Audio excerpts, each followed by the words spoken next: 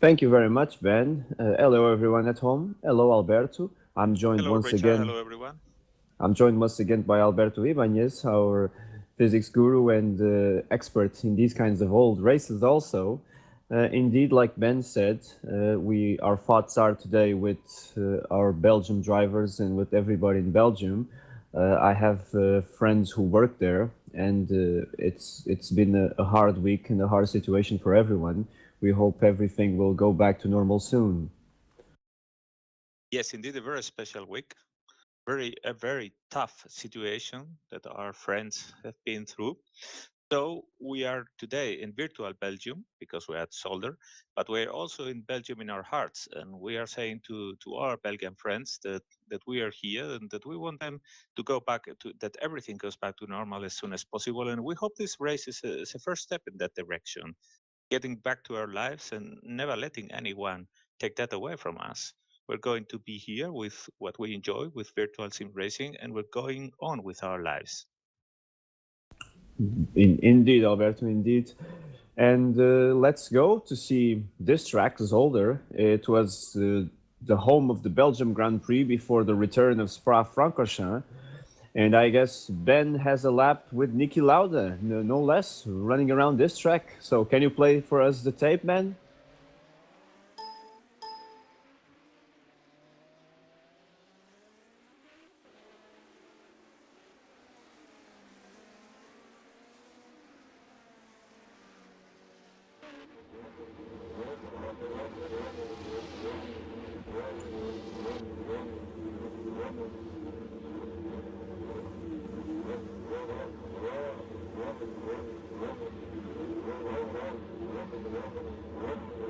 Oh, it seems that we have a problem with our...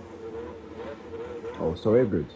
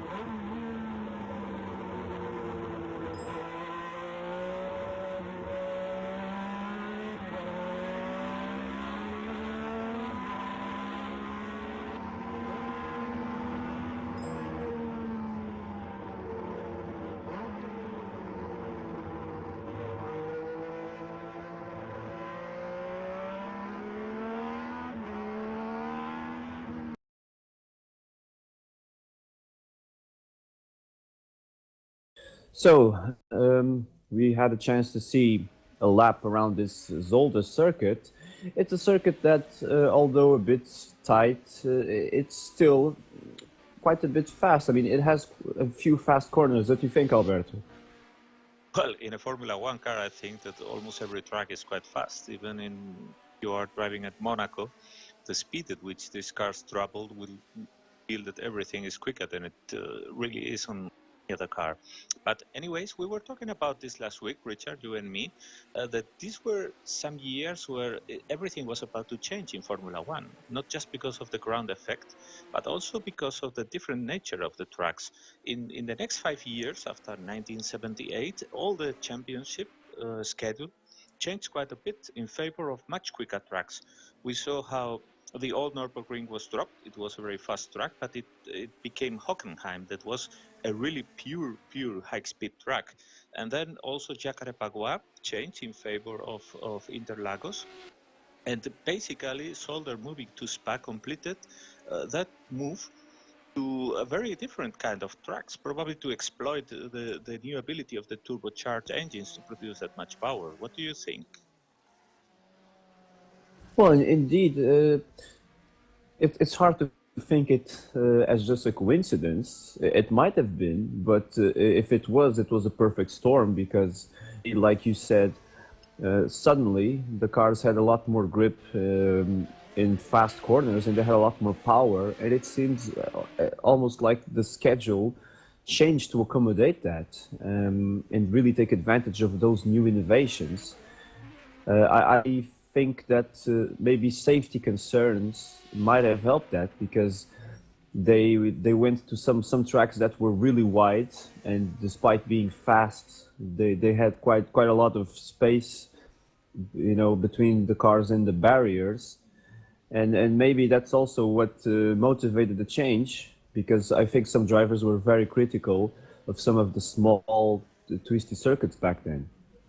Yeah, speaking of technical change, the most important one, the one that opened a completely new era with the ground effects, is one that actually took place because this took place here at Zolder, because this is a race with the Lotus 79 made its debut, and I think we have a video about it.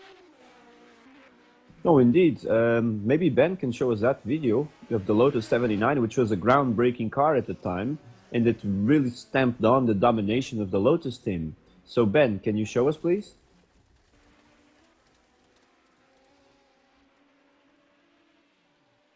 Colin Chapman has come up with one of his masterpieces, really.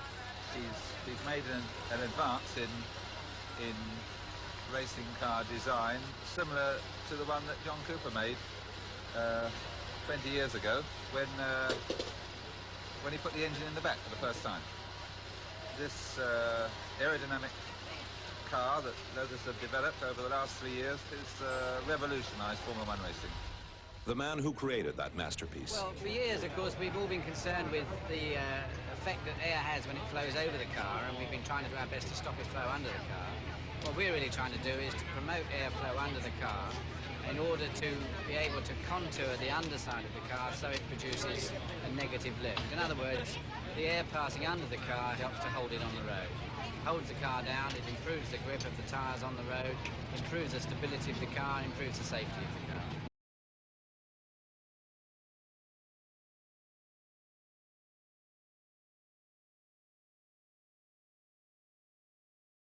Thank you very much, Ben. I have to point out that some drivers like David Junt, they're complaining that they cannot enter the server because it seems to be full. Do we have a limit of drivers in our server currently? It should be.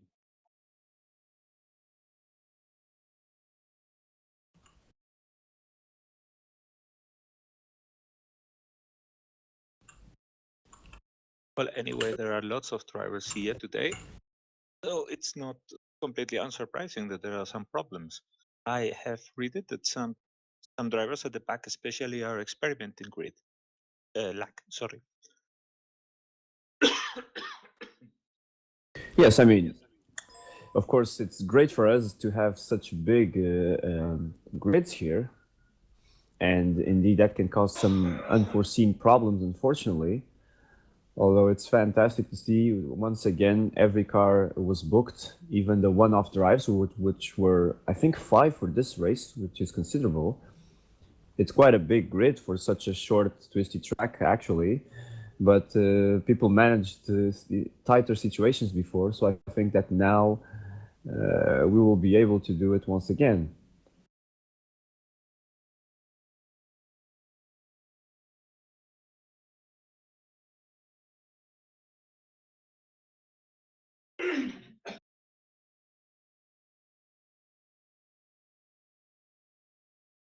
I'm taking a look now that the warm-up has finished.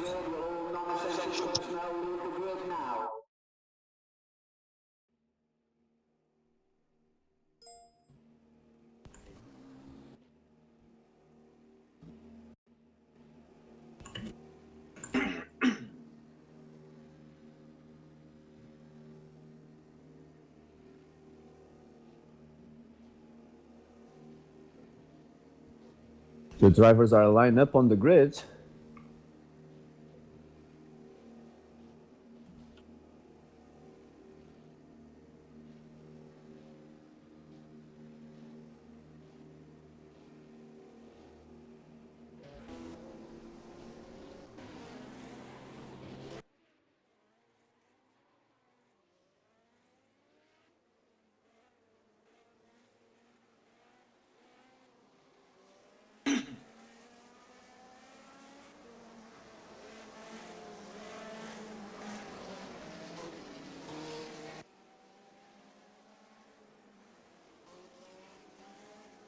It seems we're having a bit of a difficulty because indeed there is a limit on the server, and unfortunately one of the drivers cannot join, so we are looking into that. We don't want our nice grid to miss anyone.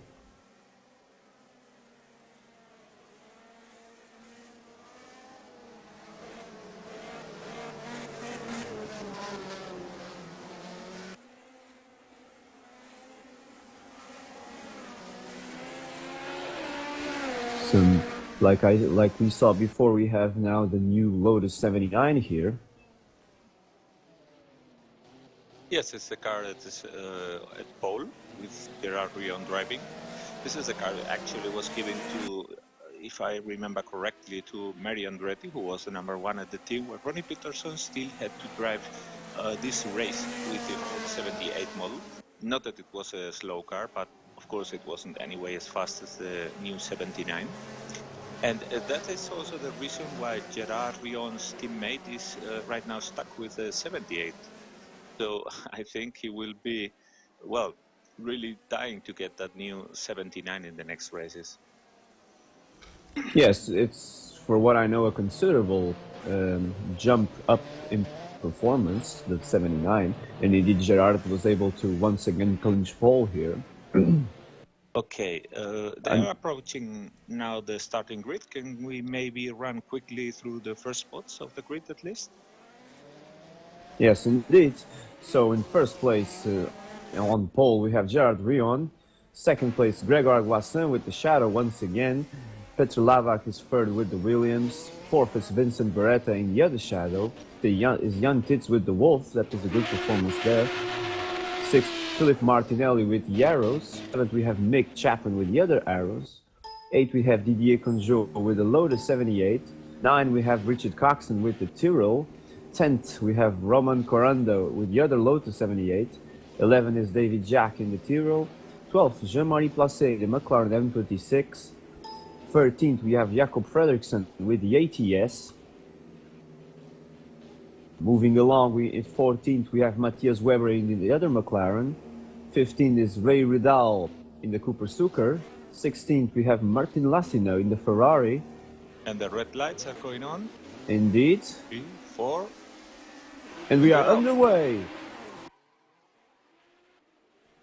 Didn't even have time to run out the grid, but it's okay. Grégoire Guassin is taking the lead, and Petr Lavac is now in second place already.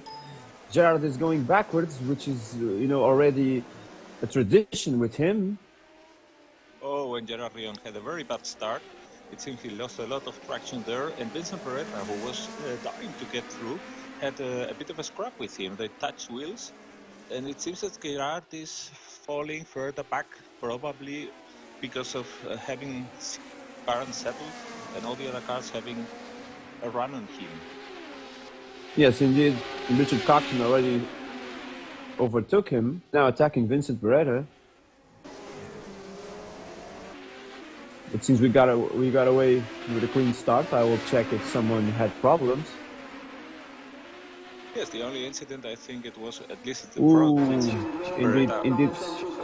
Indeed, we had big problems, Alberto. There was a massive crash in the back. Lots of people were already retired. Maybe someone didn't made up the start, unfortunately.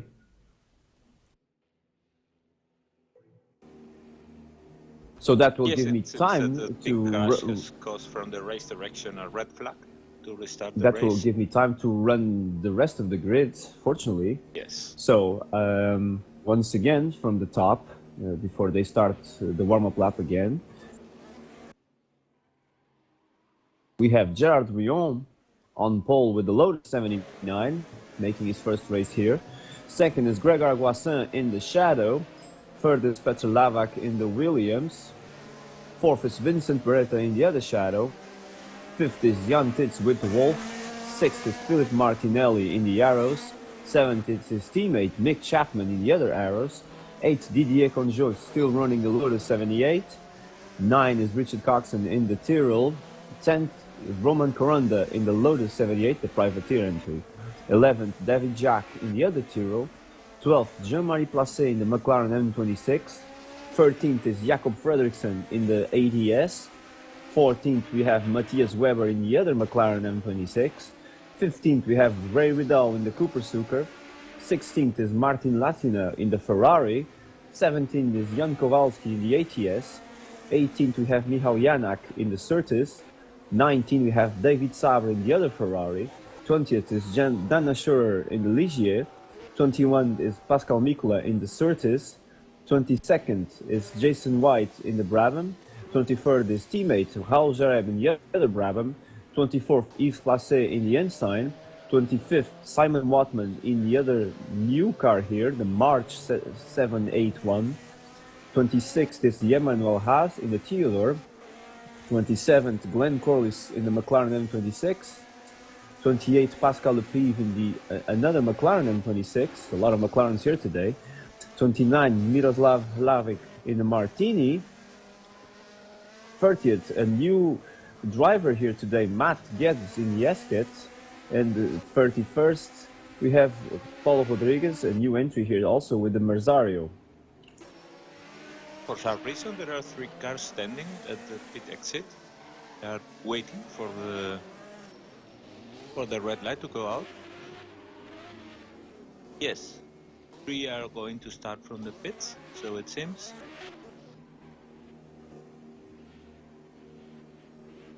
The rest of the grid is right now aligning. Yes, everybody's aligning once again. Let's see if Gerard can make up for the poor start a while ago and make a better one this time. Well, you don't always have a second opportunity to make things better. In this case, I would say that he has aligned his car quite differently from the first time. He's probably learned something. And they're underway. Ooh, this time Gerard tried to make a better run, but once again Grégoire Guassin overtook him. And he's losing places. Ooh, now he tried too hard to defend the place there. He touched Petr Lavak, and let's see if it's the end of this race. Oh, that was quite unfortunate. I would say that probably his front tires was still very, very cold, and the car didn't grip as he expected, especially when he had to brake. Meanwhile, our 3 guys starting from the pit seems to be stuck there with a red light. Indeed, Gerard has retired. It's very unfortunate for him. I mean, with Lotus 79, he could probably have a good race here, but that was not to be now. So it's Greg Guassin leading right now, followed by Peter Lavak, and then comes Vincent Beretta. The 2 shadows are today at the point end of the field. Indeed. Following them, we have Jan Tits in the Wolf in 4th. And Jean-Marie Placé in the McLaren in 5th. Now, Richard Coxon. Accident, there seem to be several cars out. Oh, Jason White, he was in 20th position, he is out with suspension damage. And Mick Chapman, Glenn Corliss, and Roman Coranda also. And it seems that our admins realized that that wasn't normal, and they are restarting the session. We are having some troubles here today. Indeed, Alberto. Maybe tight track coupled with new people here is making the proceedings a little bit more hectic. Yes, it's a very tight track for 31 Formula One cars. We're also having some peculiar problems with the guys starting from the pits. I don't think it's normal that the red light for that long.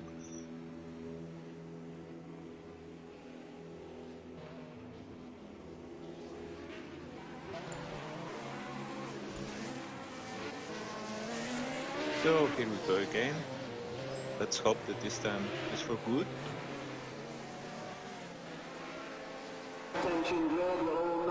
Yes, maybe we should pay more attention to the back of the grid, Alberto, to see if anything happens, so we can be on top of events. Yes, because all the action seems to be there today, though not for good.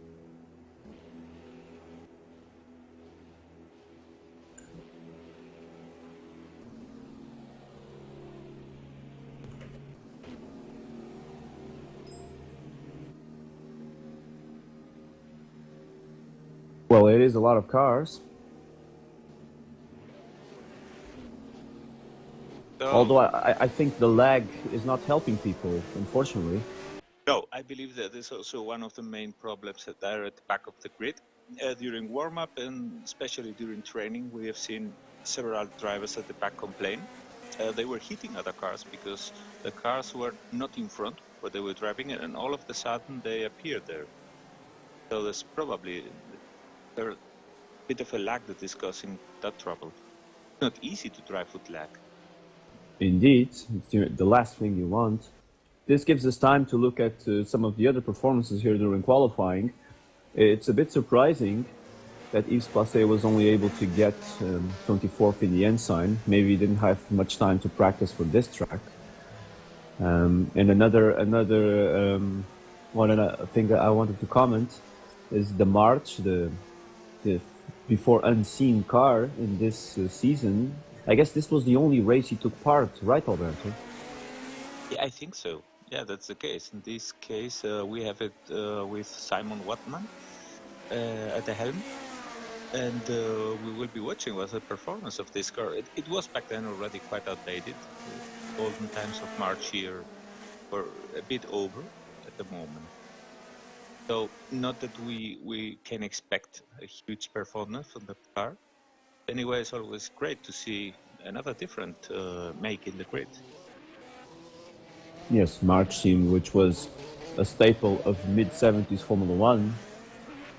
I guess they focused their attentions on other categories in the late 70s and early 80s.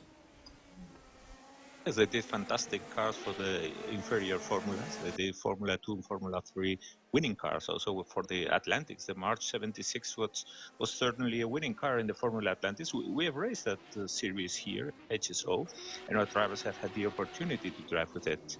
And again, they had some very brilliant Indy cars in the mid-80s.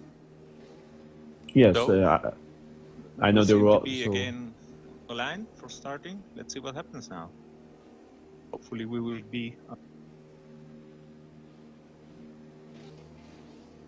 Yes, people are still aligning in the back. It's a long grid.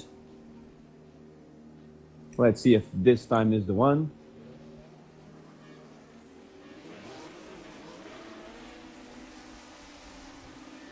And they're underway.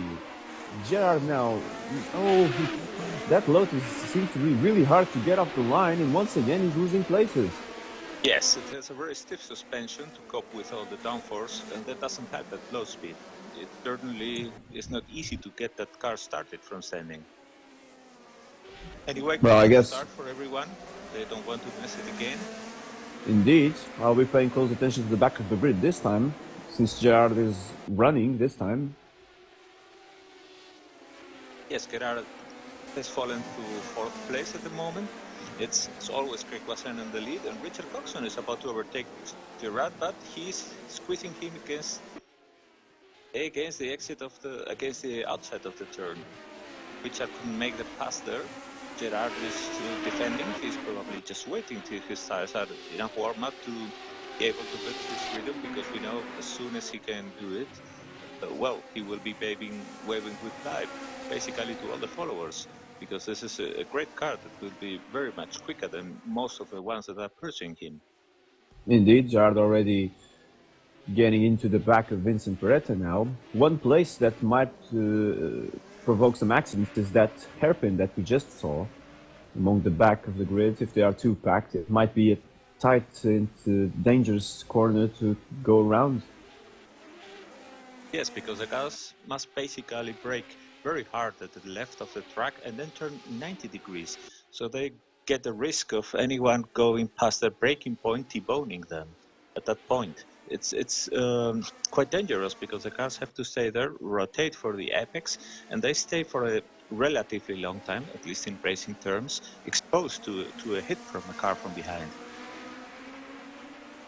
Gregor Guassin already getting a bit of room to breathe. Petr Lavak is in his pursuit. And then we have Vincent Beretta being hounded massively right at the beginning of this race already by Gerard, who wants to take back those places that he lost. Richard is following them.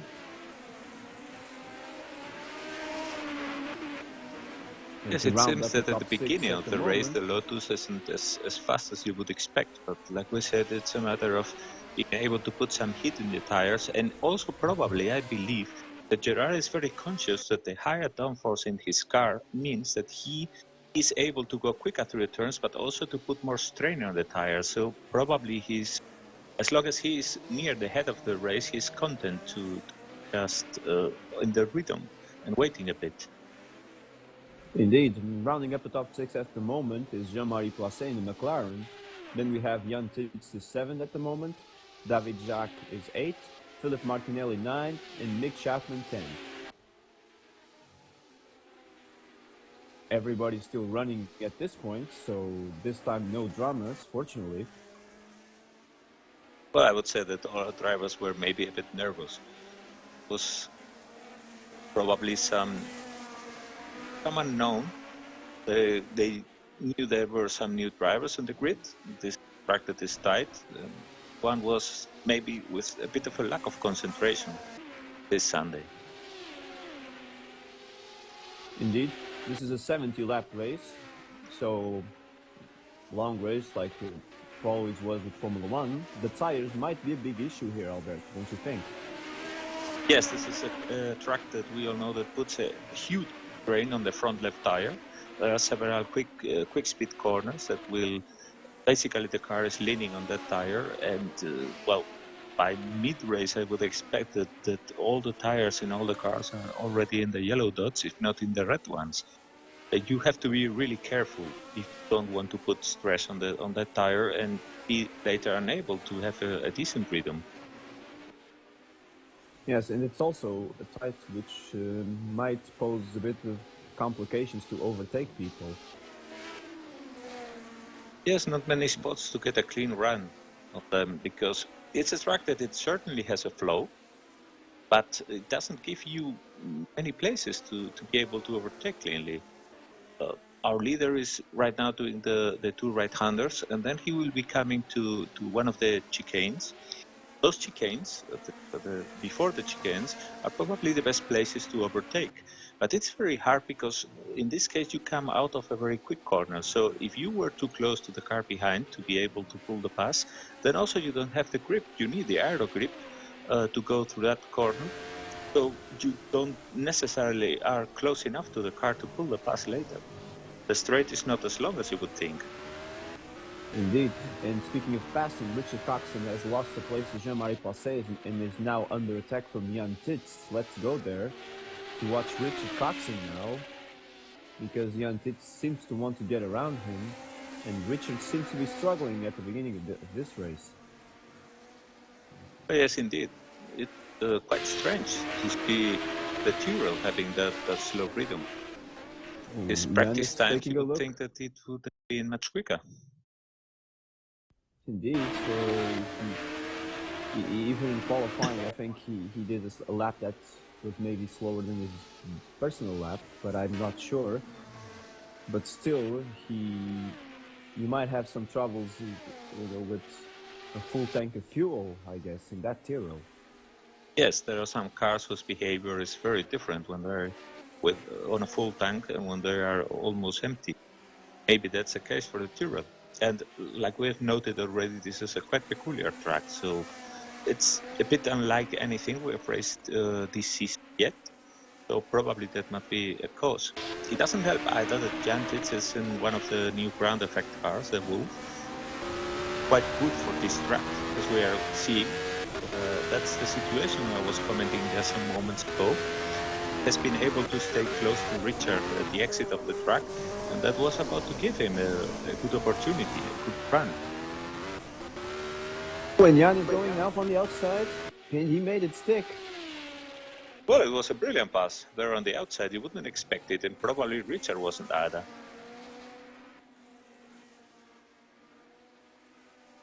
Indeed, and it seems that Richard is really struggling with pace here. Yes, it was a good move. It was a good pace, quite clean from Jan Titz. But one must also recognize that Richard isn't driving at the maximum of his possibilities of the cars. Certainly seems to be going quite slower than expected.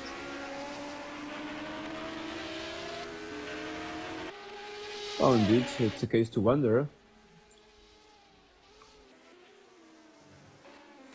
So we can go back to our leader, who has opened a gap of 5 minutes between him and Peter Lavak, who is the second classified at the moment.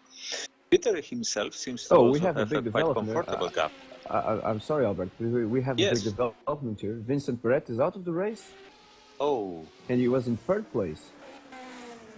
Oh, that's unfortunate. I wonder what happened. Indeed, maybe he crashed on his own. It just says DNF. Yes, there is no evident damage on the car. The log, but the log doesn't clarify anything. I hope it wasn't a disconnect or anything like that. Well, we will find out probably in the next. Anyways, that promotes to third place Gerard Rion. Now back in podium position. Indeed, the top 10 at this moment are Grégoire Boissin, first, leading of this race. Familiar sight once again. Petr Lavak is in second. Gerard Rion is promoted to third. Jean-Marie Placé is now fourth. Jan Titz is fifth. Richard Coxon is in sixth place. Philippe Martinelli is now seventh. Roman Coranda is eighth. Mick Chapman is nine. Jakob Frederiksen is 10. And Pascal Nicola in the Surtees is 11th. That's a good performance from him here. Yes, indeed. It's not certainly a car that you can easily drag into a top 15. And speaking of, there are some unexpected performances here, some for good, some for bad. And that's the case probably of Brad Riddle. Alberto, Richard Coxon just had an accident. He had an accident, so he has seems, retired. Yeah. So maybe this wasn't to be for him today. No, not his day today. Quite unfortunate. He was struggling with the car. I don't know if he maybe had some kind of damage from the start. We will find out. We'll probably be able to talk with him later. And as I was saying, some unexpected performances. Brad Riddle, who is a guy we have been watching in the last races, doing incredible performances with the Copper Soccer, is today, well, cruising in 16th place. Indeed. Maybe the Cooper Stuka isn't the best car around here. Well, probably not. But in any case, we have seen how he was able to extract some great performances of that car. Been at Monaco, so, well, you gotta wonder what this track is doing to some of our drivers. I think it's a track that demands some peculiar line, maybe, and some people can get the car dialed in correctly and some don't, and I guess that's what's happening. Yes. We have a Ferrari in the top 10, that's Martin Lacina, driving very well. The Ferrari seemed to actually perform quite better here. David Sauber was also able to score some very nice times. Gas was overtaken by Jan Kowalski. But he's, yes, a big fight. Well, he's on the fight with him. Martin Alsina, who overtook Pascal Mikula that we mentioned earlier, and now David Sabre is under pressure from Matthias Weber.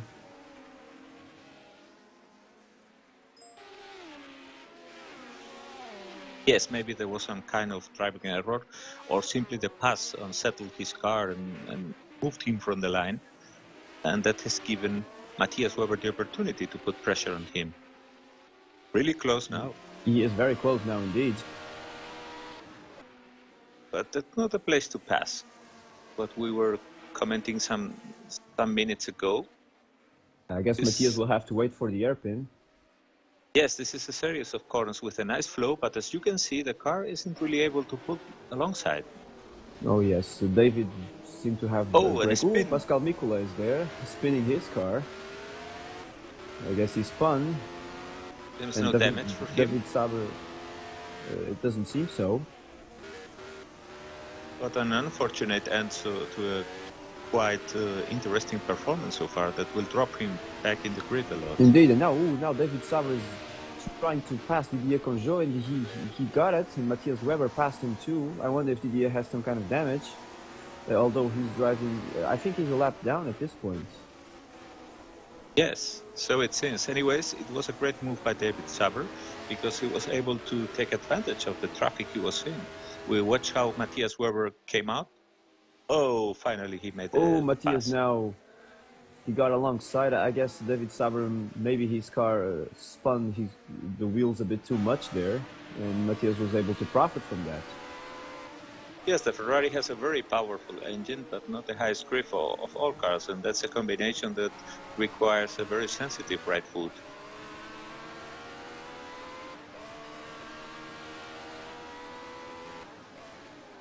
Still a very tight pack here, although some people are a few laps down probably because of stopping for damage. Only 2 non-finishes at this point, so still 29 races in this small track.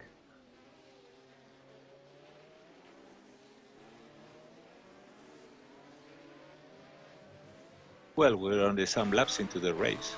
We'll have to see how this develops.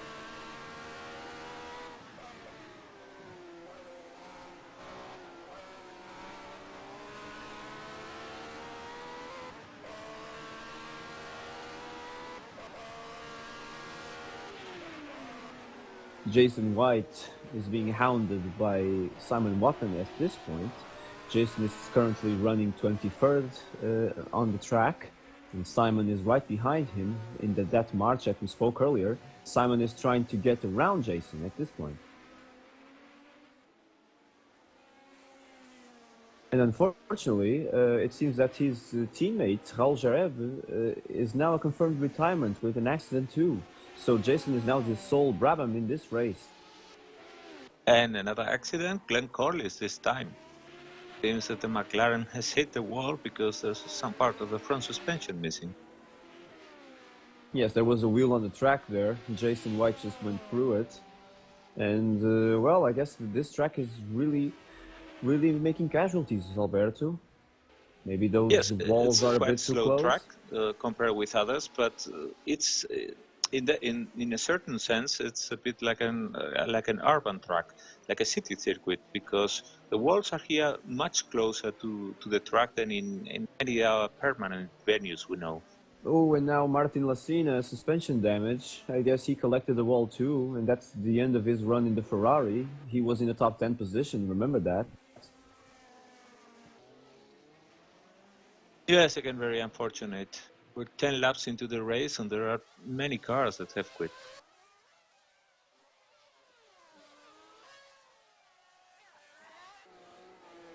Yes, and even some surprising ones.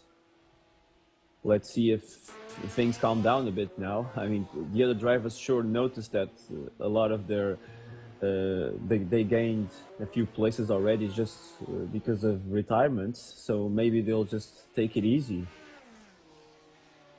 And going back to the lead of this race, Grégoire Guassin is still leading, of course, and he now has almost 8 seconds of an advantage over Petr Lavac, so he's trying to get away with this one also. Following them is Gerard Rion, although 6 seconds behind Petr. Gerard doesn't seem to be able to catch the Williams driver. Yes, that's, I must say, quite a bit surprising. I wouldn't expect the new Lotus 79, which is over the old one. I wouldn't expect this car to be, well, with the rhythm that we are seeing it today. I believe that after this several false starts, maybe Gerard is taking things quite easy. Yes, in one of those starts he even retired, so I guess he doesn't want that happen again. And Gregor Guassin is now lapping a lot of our fuel already. In fact, he just lapped Jason White. So Greg once again with diabolical pace here. Yes, well, we're not discovering Greg Guassin here. He is obviously the fastest guy on the grid. And for us, it will be mainly a matter of watching what will happen with his tires. But he is not just fast, he's also hard on his tires. But again, he's a master of driving on worn tires. So it's a question of what will happen to that front left tire. In corners like the one we just saw, that tire is taking a real beating. So we will have to see what happens towards the end of the race. It wouldn't surprise me much if Gerard Rion is able towards the end of the race to up his pace and then pose a real threat to Greg Guassin if he is already on worn tires. Indeed, this race can develop in ways that we are not expecting at this point, so you have to keep a close eye on that. Behind Gerard Rion, in fourth place now is Jean-Marie Placet in the McLaren. It's a good performance. Excellent performance from him. And the Jan Tits in the Wolf is now fifth. Roman Coranda in the other Lotus is sixth. And Philip Martinelli and Nick Chapman are 7 and 8 in those arrows. Oh, and let's go to that because Jacob Fredriksson has just overtook Nick Chapman. And another accident, it seems. Mick Chapman has had to retire. Oh, yes, that was the reason. Very, very unfortunate. He was in the top 10 position as I just mentioned. I'm looking at the replay. It was a spin and the wall with the rear of the car. So the rear wing was damaged and probably the rear suspension too. Yes, it's very hard to put the power of these cars onto the track here. And I guess poor Mick, who was the victim of just that. So now that promotes Jakob Fredriksson to 8th, Jan Kowalski to 9th, the 280S is there. It's, excuse me, Jean-Marie Placet just overtook Gerard Rion. Oh, we have to go to an off-track excursion. So Gerard made the mistake. Seemed a bit weird. After the overtaking, he went to the grass and back to the track in a straight line. So now, however, following him. Yes, let's follow them because maybe if it was a mistake, maybe Gerard will want that place back sooner rather than later.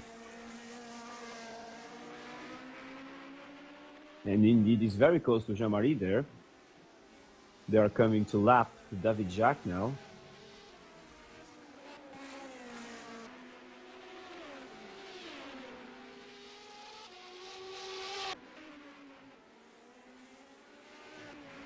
The drivers now getting around that tight twist chicane before that small hill there.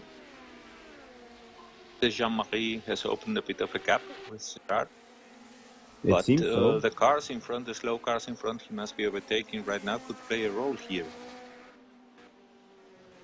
Yes, David Jacques is there overtaking Simon Watman. I'm not sure if that's for position. And now Simon Watman just opened the door to Jean-Marie. Now it will be Gerard's turn to go around Simon. Meanwhile, Dana Schurer overtook Yves Placet.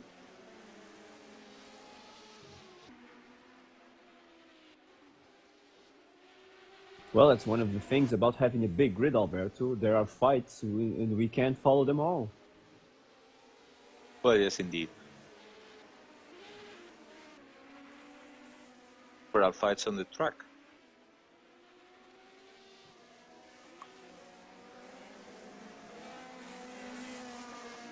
We're following right now Jean-Marie. Well, he had much better luck than Gerard when lapping the cars, that's for sure. So he's been able to put a 3 seconds gap on him. And Gerard is right now getting rid of the lapped cars, finally coming out. But Yes, Jean-Marie is indeed. already quite at a distance. Yeah, he seemed to profit quite a bit from those back markers and now has a lot of space to breathe. He has 4 seconds now of an advantage over Gerard at this point. Yes, the lap car And in fact, certainly. Gerard is now under attack from Jan Tits. Oh yes. I wonder if his car got some kind of damage, because it's well, completely strange that he is lacking that pace right now. Maybe. Let's not forget that Vincent Beretta has retired in front of him, and we cannot exclude the possibility that there was some contact there.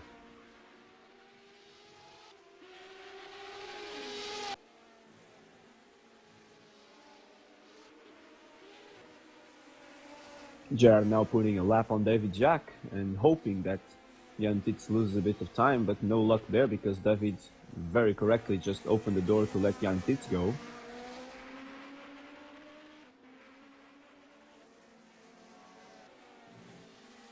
Yeah, it's not a comfortable situation having to go by those cars in that part of the track.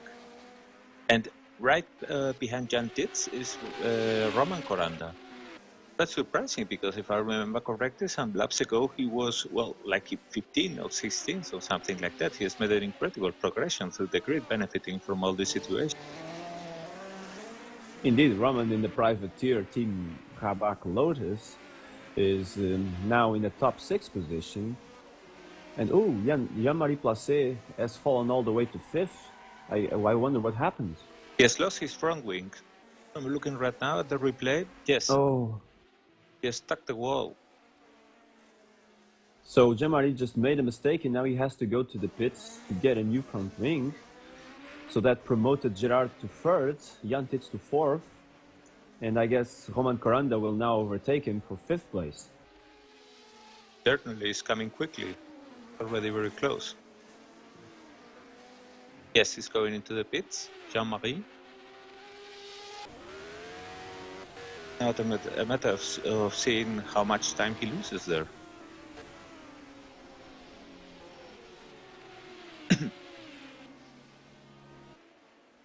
Yeah, so indeed, Then. it seems to be very difficult to keep these cars away from those walls today, Alberto.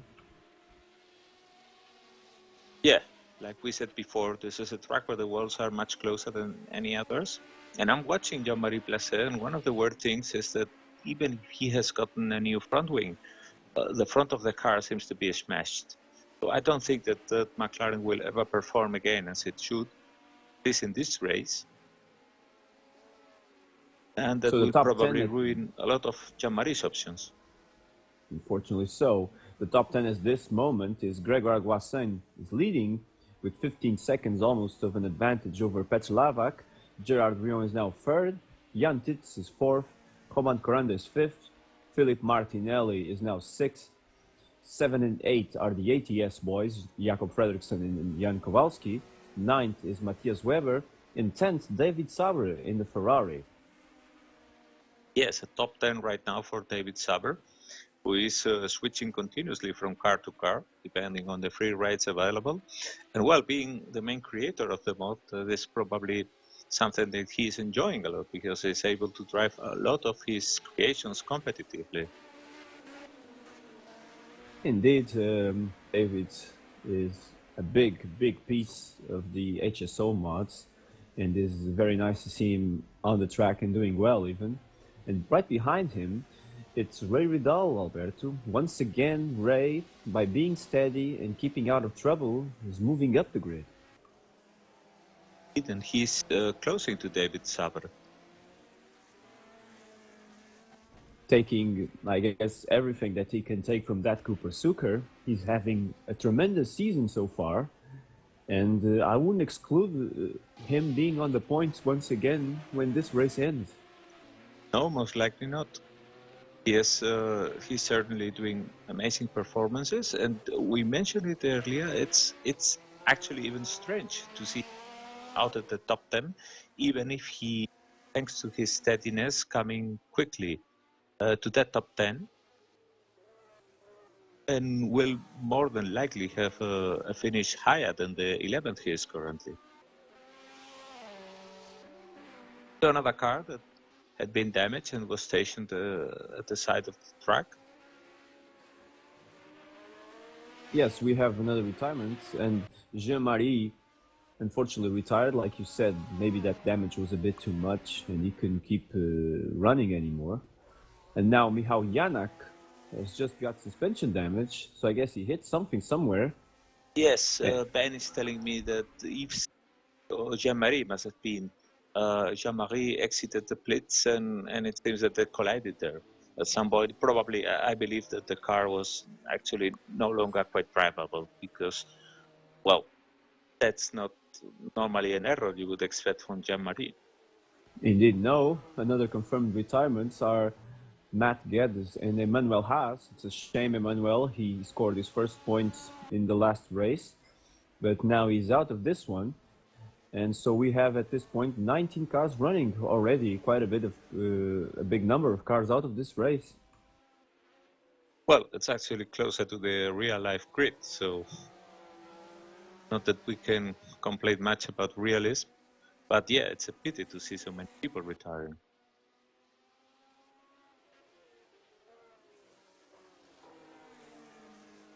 So Grégoire Boissin comfortably in the lead, 18 seconds now of an advantage over a very comfortable Petr Lavak also. Gerard is in third. Jan Titz, he has fallen a bit from Gerard. And Roman Coranda is fifth still. And Philippe Martinelli is rounding up the top six at the moment. Yes, you can always expect a good performance from Philippe. He always does his steady drives. And it's again one of those drivers that as the race progresses, he's always getting better and better and better. He seems to take some time to warm up, and you can always see that he is better towards the ends of the races than at the beginning. Now, let's go to Dana Schroeder, because Dana, she's being followed quite closely by Marie's father, Yves Placé. And Pascal Lepive is not far behind also. This is the fight for 14, 15, and 16 places on the track. And yes, they Dana are... Alberto keeps some laps ago, and seems that Yves is now trying to recover his position. Seems so, and they are not very far from Pascal Mikula, who is just a little bit up the road with his orange Surtees. And we might have a big fight here, on our hands at least. Yes. Three-sided fight might develop indeed.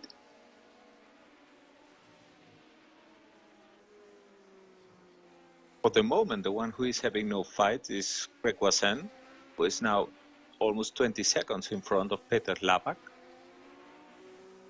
There's no real opposition for him at the moment, but I'm really waiting to see what happens with his front tires. Well, indeed, we know that Peter Lavak, he won the first race of this season by basically managing his tires better than anyone else. Of course, since then, he very kindly gave his setup to everybody, so everybody was able to see exactly how he did it. But still, I wouldn't count him off being with tires in better shape at the end of this race. Well, at least in the case of Greg, he's certainly not holding back, because his lap times and watching them are ever quicker. So unless he's caught in traffic or something like that, he's continuously improving times. I'm looking at his 3 last lap, 1:25 point. Matthias Weber is out of the race. An accident. Oh. I guess it was on his own, because I don't think he was close to anyone. So scratch one car more. And another top 10 one at that. So now Ray Ridal is promoted to 10th. He was just lapped by our leader. Our leader that already lapped David Saber too. So now only the 8 first drivers are on the lead lap.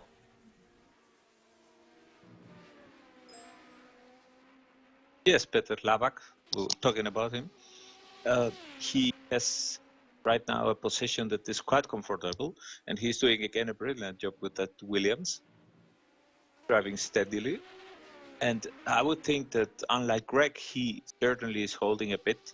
He's probably very conscious about the problem with the tires, and he most than likely knows that his best chance of trying to fight Greg towards the end of the race must be if Greg's tires are completely destroyed. But because, yeah, there are 21 seconds gap right now, but as soon as the tires start failing, those seconds vanish very quickly.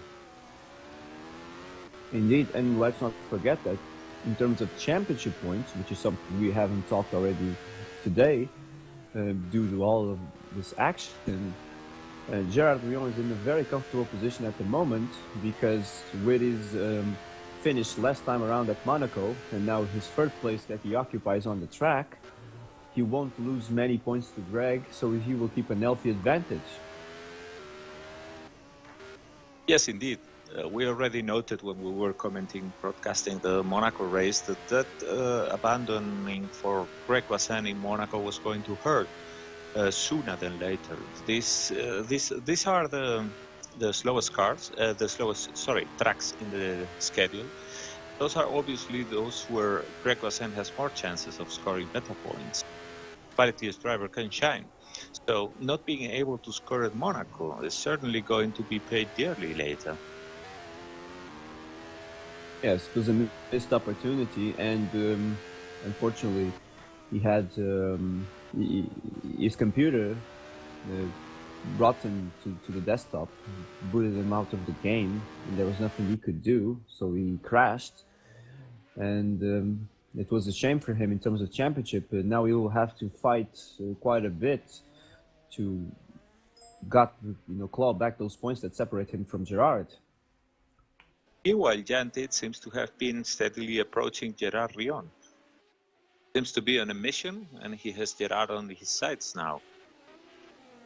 Yes, but maybe we can watch now Yves Placé, because he's having a big fight, I would say, with Pascal Mikula and Pascal Lepive at this point. Yes, that seems to be... Ooh, and Pascal overtook him and nudged him. He nudged Yves, and Yves almost went off the track. He was lucky or should I say, his skill kept the car on the track, and now he's under attack from Pascal Lepive. Yes, this is one of those situations where the cars are so close that any minor upsetting of the car can mean that you lose 2 positions quickly. He recovered right now from Pascal Lepive, but you certainly can take your eyes out of the track in the mirror, and that was very close for Pascal Mikula. He just had a very big drift trying to make a gap, and that has enabled Yves to get again closer, as they are approaching right now the chicane. Yes, I think Yves, if I was him, I wouldn't be happy with the way Pascal finished that overtaking move. I mean, he should have given just a bit more room because Yves was still there. But I guess Yves can keep going on pursuit of Pascal once again.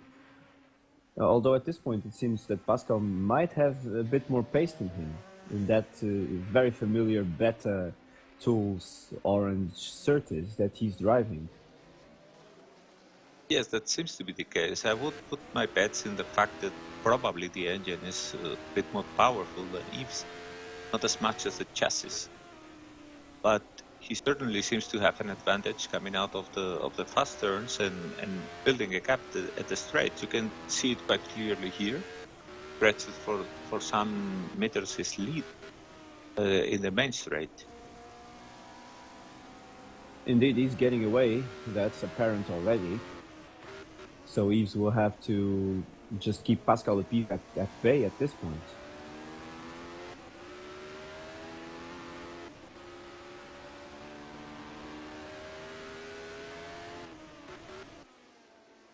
So the order now that we completed a third of the race is Gregor Boissin leading, Petr is in second, Gerard Rion is third, Jan Tits is fourth, Roman Corand is fifth, Philippe Martinelli is sixth, rounding up the top 6.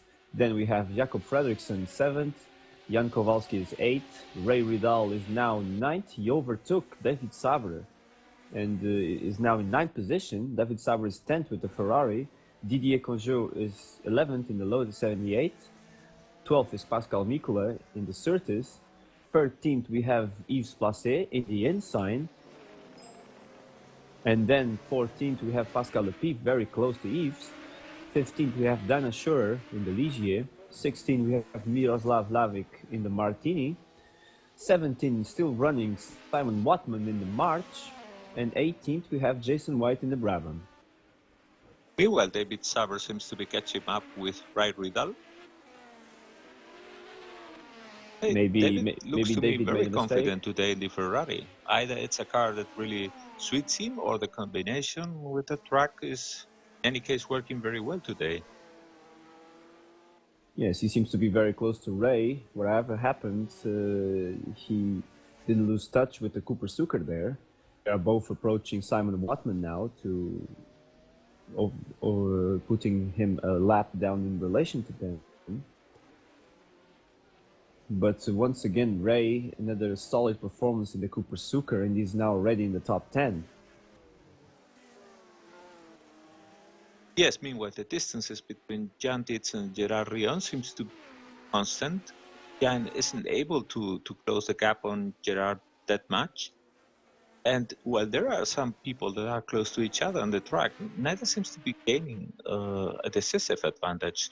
There's Philippe Martinelli, who is also following Roman Coranda, has him in his sights, but again, he is not closing a bit. Indeed, that's why we've been following fights more in the back of the grid, because at the front people seem to have been keeping their distance to each other.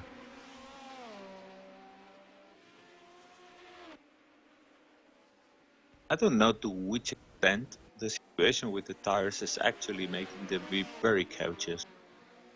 You also must think that the different restarts Well, we've had. let's go to Ray Ridal, because he was stuck behind Lavic there for a while, and now David Sabre is very close to him. Yes, and Pascal Lepiv is also chasing right now Yves Placé, so it seems that that part of the grid is seeing the most action here today. David Sabre now putting a good pressure on Ray Ridal. I would expect that Ferrari engine to really have a big advantage on those straights. He's indeed close, he didn't have any space there. Let's see at the end of this straight. Yes, after this chicane, this straight we should be able to see if the Ferrari is or not much quicker. He's getting close, but it's too short a straight. We mentioned that already. A track with a very good flow, but unfortunately too short straights to really be able to put good moves. Yes, and we know that Ray Ridal is a driver that rarely makes mistakes, and he drives a very steady line, at least with that Cooper Sucker, so it won't be easy for David to get around him. No, and in these two very fast turns, you can see how David is getting a bit of distance back, because he isn't able to really close that well. Those quick turns take a lot of grip from the front of his car because of the draft. Yes, but he seemed to have clawed back that distance on the brakes, and now he's once again close to Ray, but there's no space to overtake here, and I guess they will arrive to the hairpin with enough distance to Ray to keep his place. Yes, it's probably one of those situations where you are being outsiked by the driver in front. Ray is driving very steadily, and he is constantly showing to David Sabre, who has had to let now Peter Lavak through. He's showing to him probably that he is not going to make any errors easily, and that's a bit demoralizing always for the guy who is behind. Indeed, Ray is famous for that, for making that Cooper Sucker very, very wide indeed. A car that is already wide by default, so I guess it won't be easy for him. And I think David Sabre might have made a mistake because he dropped a bit now. Meanwhile, Yves Placé seems to be catching back with Pascal Mikula. And, well, like you said, he probably isn't very happy about the way he lost his position earlier. So while he is a very cool-headed guy, it wouldn't surprise me that he's really looking forward to giving Pascal a bit of his medicine back. Indeed, and the reason why Yves Passet is so comfortable there now, it's because his pursuer, Pascal Lapid, is out of the race. He had an accident, so another driver out of this race. So that's only 17 cars right now at the track. Yes, and it's worth noting that we had so many McLarens at the beginning, and now we have none. Seems to be a cursed car here today. It seems so. The best placed driver was Jean-Marie Placet, and we all saw how he almost uncharacteristically ended this race. So, not a good race for the McLaren boys. Speaking of McLarens, Jonathan Affleck wasn't driving here today. He's one of our usual, best contenders with those McLarens. Yes, he was a confirmed absence, unfortunately. We hope to get him back. Oh, a spin by Ooh, Pascal Mikula has indeed. allowed Yves to go by. He lost it on the braking, he lost the rear. And now Yves has got his position back, and probably the distance is building up right now. While Pascal recovers, will be enough to not see him again in the race. Yes, Pascal was very lucky to not damage his car there, Yeah, indeed, the place was not the best to have a spin. but he surely lost the place in a lot of time to Yves. Now he's in front on the track, in front of Dan Assurer, but Dan is quite a bit back. So Pascal, maybe the pressure Yves was putting on him affected him, and he made that mistake.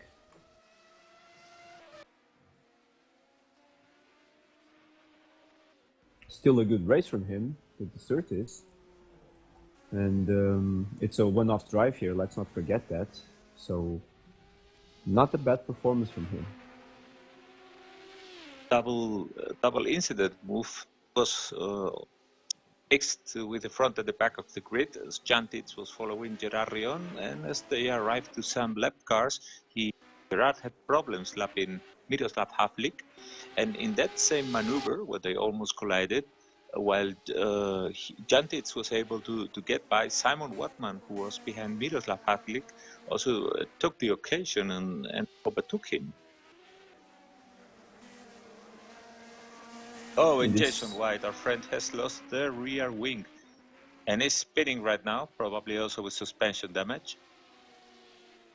Well, the car's already hard to control, but without a rear wing, I would imagine it's a nightmare. And indeed, Jason is there stopped in the middle of the track. Yeah, he's waiting till all the packets by.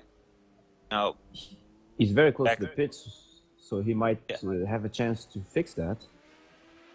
Well, his car is certainly waving a lot under acceleration, so I wonder if there's some suspension damage there. Getting into the pits now. That's very unfortunate because, well, the Brabham is, in my opinion, one of the coolest cars in the grid, and he has lost it again right now. Yes, he definitely trying to maneuver his way. Must have some suspension damage because his car seems almost uncontrollable. Yeah, more than likely. This is a bit developing like the Monaco race, only that fortunately in this case our leaders are not having many problems. But at the back of the grid it's being a real carnage. Indeed, Jason has arrived safely to the pits, so now he will assess his damage. Meanwhile, Miroslav Havlik is trying to get his position back from Simon Watman, trying a move there. But they are work. Very close indeed. Two cars we don't see much around. Of course, the March, this is the first and only race he will contend. And Martini is also a car that was a regular back marker back in the day. It was not a fast car, but these two sure are entertained with them at this point. Yes, they are quite evenly matched. And, well, like you say, one of the few occasions we will be seeing that march on the track. And right now in the hands of Simon Watman. Oh, and a Ooh. spin by Miroslav. Oh, and that was very close. Roman Coranda almost wasn't unable to get by Yes, I safely. guess Philip Martinelli Miroslav also did, just fortunately. put the power too early coming out of that tight chicane, and the back end just went around him. Yes, he was probably too eager following Simon Watman. Didn't want. And well, with these cars, you pay dearly. So as soon as you are too optimistic with the throttle.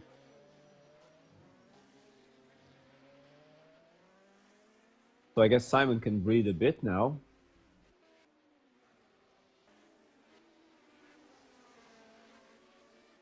I can give you, meanwhile, some reactions on the forum to the abandonments. Manuel Haas, who had been doing amazing races so far, and well, he's very sorry because he had an accident, and while he looked in his mirrors, he misses his braking points, and well, he had a spin, and that was his first retirement in Formula One.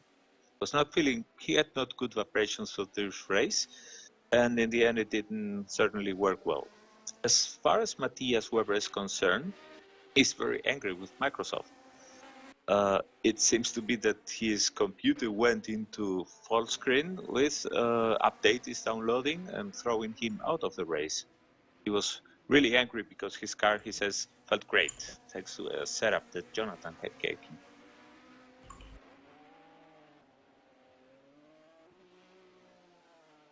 That was unfortunate for Matthias then. No fault of his own, and he's out of the race.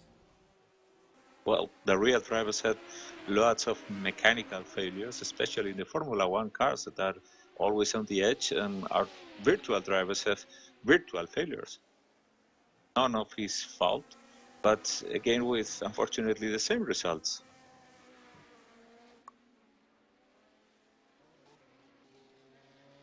It's Indeed. back to our leader. That's just what I was going to say. Yeah, 26 seconds away from the rest, and it seems to be that he is now taking things a bit with more calm. Yes, his lap times are now closer to the 126. 126 in two of the last three laps.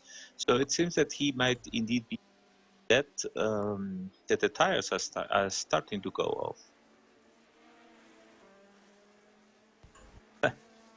And well, poor Jason seems to have been able to get out of the pits, and only 200 meters later, he spun and he damaged the car terminately. And well, that's a big shame. He has retired, and I guess the reason was that the car was actually already very damaged. That couldn't be a complete repair, and that's been the end of the race for this so great-looking car, but so unlucky. Yeah, so we are down to 16 drivers at this point. It's shaping up quite a bit like our Monaco race, indeed, Alberto. Well, I can tell you, we are now 49% into the race, and we half the grid. So it's half the race, half the grid.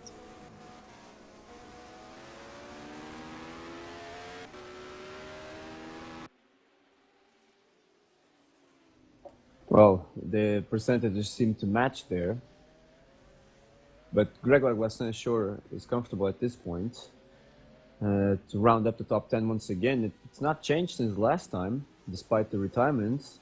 So Grégoire Glassin is leading, Petr Lavac is second, Gerard Rion is third in the new Lotus 79, Jan Tits is still fourth in the Wolf, fifth is Philippe Martinelli in the Arrows, sixth is Roman Coranda in the Lotus 78, seventh Jakob Frederiksen in the ATS, followed by his teammate Jan Kowalski. Ninth is Ray Ridal in that familiar sight of his Cooper Sucker in the top 10. And 10th is David Sabre in the Ferrari. Quite a gap now between those two. It seems that maybe it is also taking things easier now.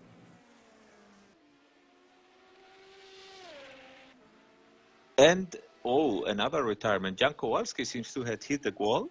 I'm looking at the reply now.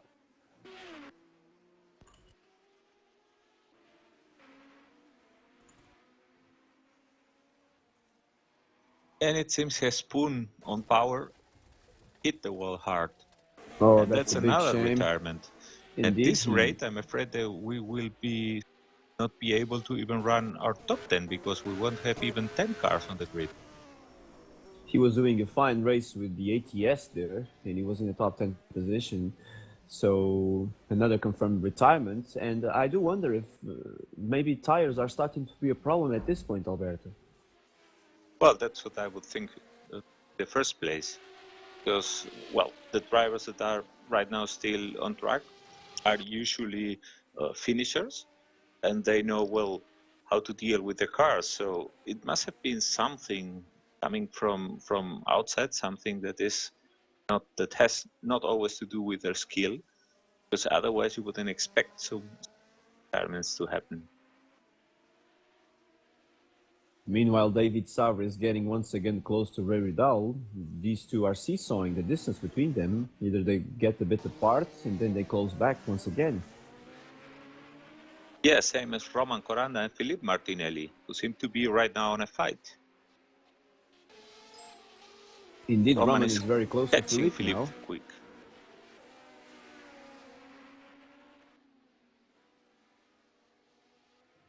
Two ground effect cars here with similar paint job.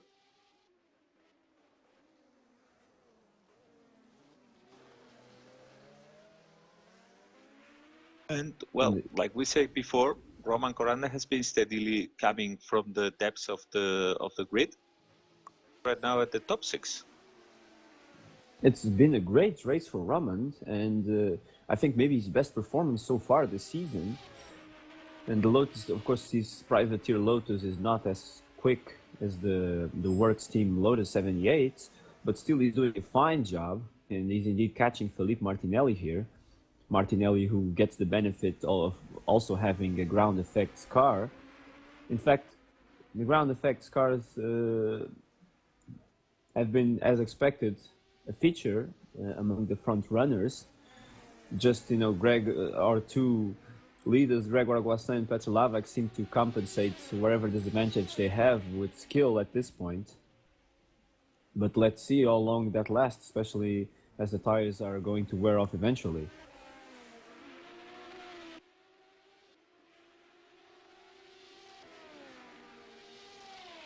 And it seems that Felipe might have noticed the danger for him, and Roman is no longer that close.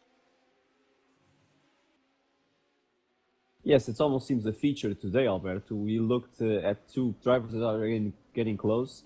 In some way, the driver leading senses it and thinks, oh, I better speed up. And that's exactly what Philippe did at this point.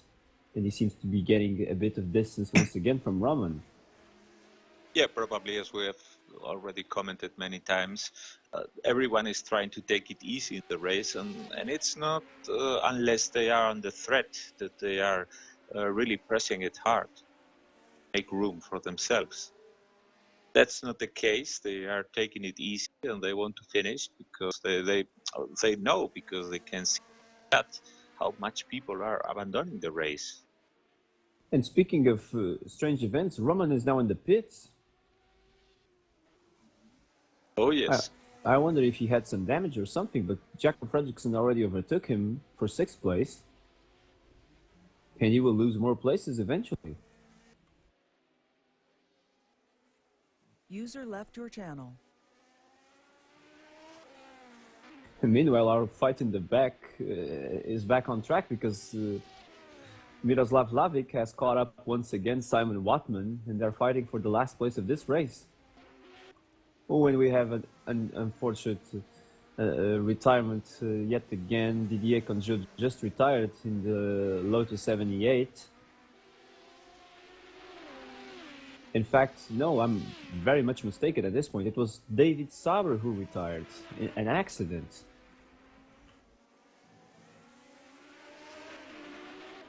Indeed, he is out of the race. It's very, very unfortunate for David to have retired like this. Well, meanwhile, Richard, Jason White is able to give us an interview and tell us what happened with him. Oh, so please. Your channel. So we will hear from Jason White. What happened with him? So Jason, are you with us now? Hey guys. Hello, Jason. So what happened with your race there? It seems to be a hectic race. People are dropping like flies today. Well, it's playing out more like a Monaco or Long Beach race because there's absolutely no margin for error at this track. I mean, if there was more room between the end of the track and the wall, maybe there'd be more. It'd be more forgiving, but there's just such a narrow margin for error. If you get off line in some of these corners just slightly, you're screwed. You have to either slow right down to a crawl, or you're going to hit a wall, and the grass is incredibly slippery. The car has almost no deceleration through the grass, even when you've got your foot in the brake. So, in my particular situation, I was coming up to. I was closing on Simon Watman, looking forward to a good battle with him, and then out of nowhere, I think it was Miroslav Havlik it was slowing dramatically, and I had to check up real quick, and it's kind of an awkward situation, and I was off to the left and out of the groove and slid off the track, and that was it. You just mentioned them and mentioned the fight, and they are indeed still having it on the track. We're looking at them. Miroslav just overtook Simon. Yeah. And, well, they are permanently trading positions. Well, I mean, those two are really well matched. I don't hold any ill will to Miroslav because it's one of these situations where you just run out of room, and it's not anything that he did wrong. It's just the way that the track is. This is not my favorite track to run on. I'd term it as a Mickey Mouse track because it's not particularly enjoyable. There's it's a very technical racetrack, and I think when you look at the leaderboard and you have Gregoire at the front, his racecraft is second to none. I don't think it's any surprise that he's leading this race because that's the kind of driving this track demands. Indeed, we are not surprised. Your car, I mean, you tried to continue, but your car seemed to be very damaged. Was that the case? Yeah, I came into the pits to fix the wing, and that was fixed. But when I came out, it was clear that the suspension in the back was damaged, and I wasn't going to continue with the car behaving that badly because worst case scenario, I take one of the leaders out of the race because, as I said, there's no room to go offline, and I simply wasn't going to do that. So I parked the car.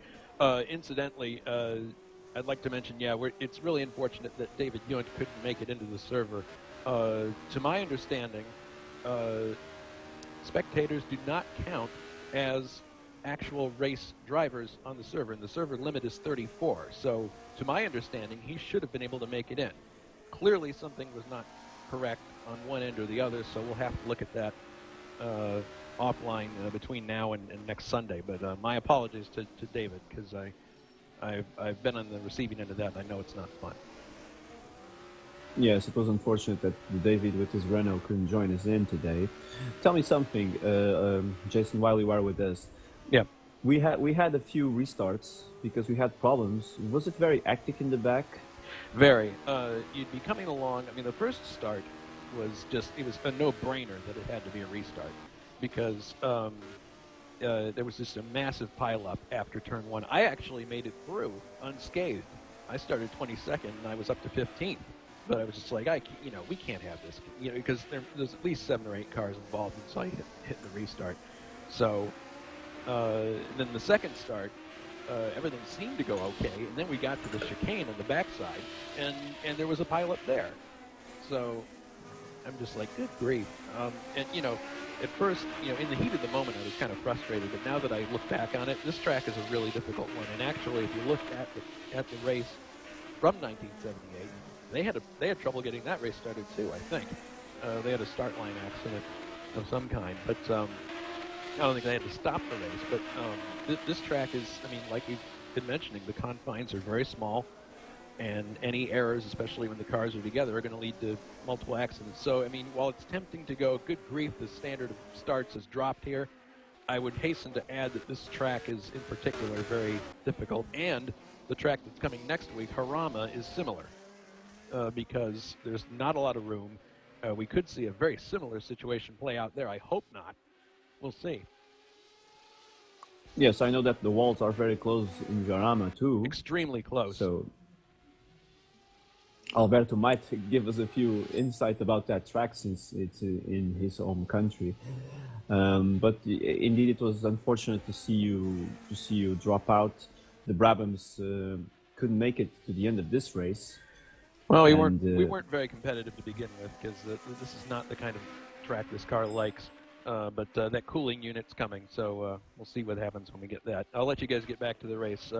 Thanks very much. Thank you very much, Jason. See you guys. Thank you, Jason. Better luck next time. Yep. So, Alberto, Gregoire is still leading quite comfortably at this point, almost 30 seconds. And Petrolavac is following him. Gerard still with Jan Tits always hounding him, second away from him, but not able to make an impression. Well, they are now much closer than we have seen them for most of the race. There's barely hundredths of a second, and Jan Tits is catching up on him. Yes, let's follow this battle now. It's for third position. Yes, Simon and Miroslav are also having their battle that's been on a race, but the one that is unfolding right now is the one between Jan Tits and Gerard Rion.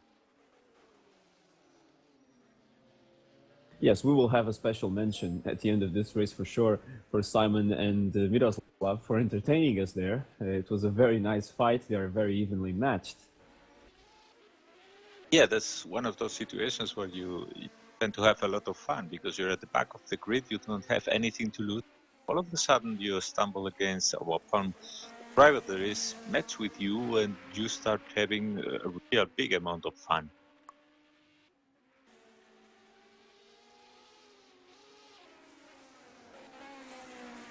And now once again, like so many times before today, once we get our attention to a pair of drivers who might be getting close, suddenly Gerard just put his foot down and got a bit of distance once again from Jan.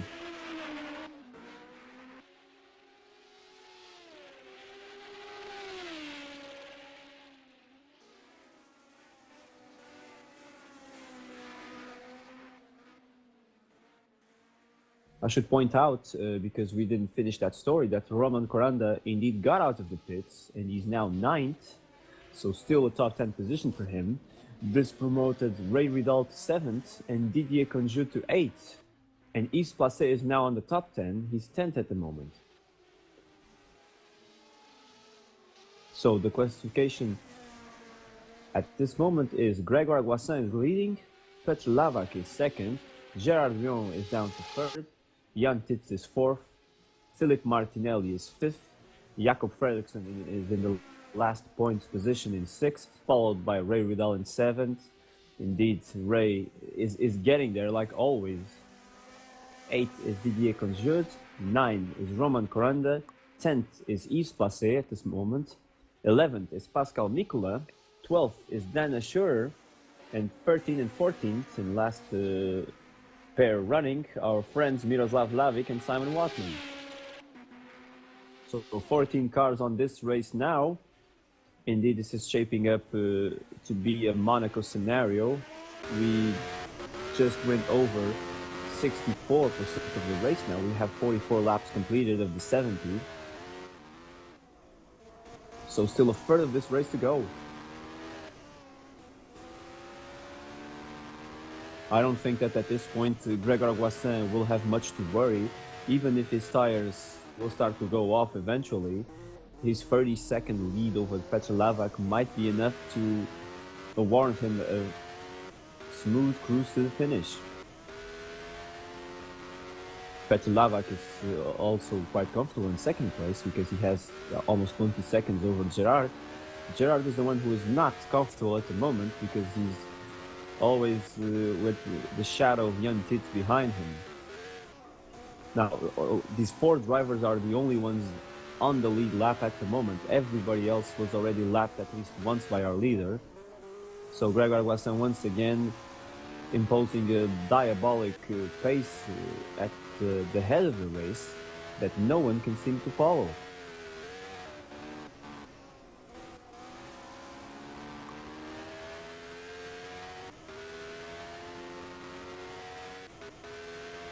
Meanwhile, Gerard seems to have been able to increase a bit the gap and get some breath, some fresh air here.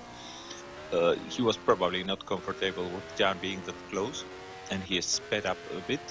And well, I believe that Jan isn't also really willing to take risks to follow him.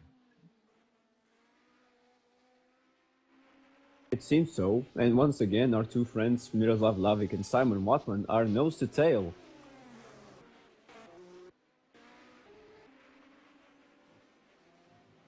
They were now overtook by Ridal to put them another lap.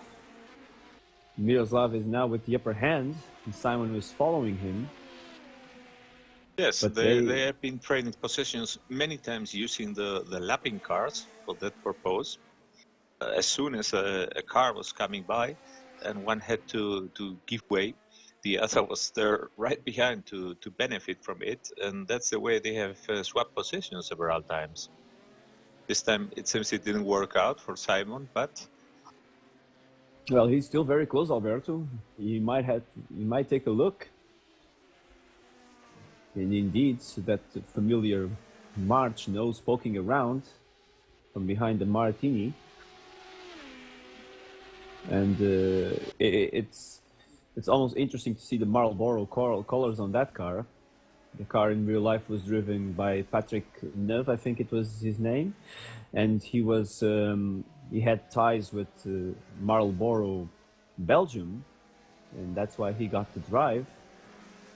And it's an interesting combination and a not well-known livery on the Marches to have the Marlboro colors on them. And No, meanwhile, certainly not. We're used to the factory McLarens with them. Indeed, our leader is now putting another lap on Simon, and he's now going after Miroslav. So let's see if Simon can maybe profit from this and get close once again to Miroslav, because he seemed to have lost a bit of ground there.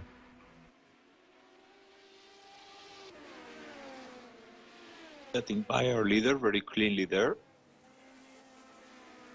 Will be probably harder for Greg to get by Miroslav, because this next section is much worse for that pose. Yes, not only these two drivers have been fighting among themselves, but still they have been very conscious of people lapping them, and they have made everything they can be out of the way of the leaders, and they did a good job with that so far.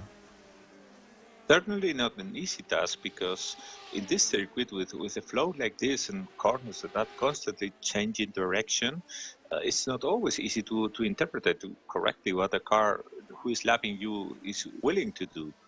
And differences are here a matter of a split of a second, and anything can go wrong very quickly. Yes, now Philippe Martinelli getting around Simon, and he will soon do the same to Miroslav. Martinelli is running in fifth with that gold arrows at the moment, so it's a good performance from him. He DNF'd at Monaco, but here he seems to be on course to finish this race, at least at the moment. On a top 5 also.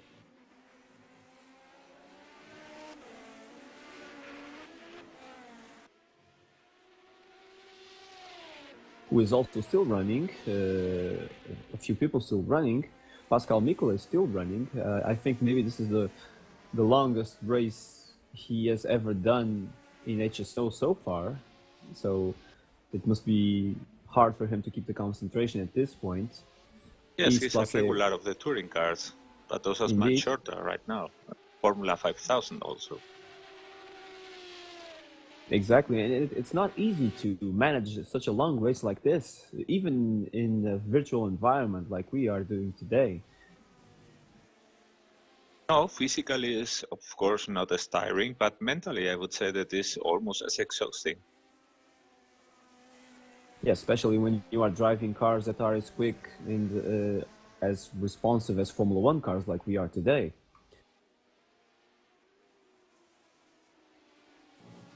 Now, Jan Tits, maybe because we were not looking, has once again got a bit closer to Gerard. But still, yes, they Gerard are seems constantly to have the upper hand. 1.5 seconds away.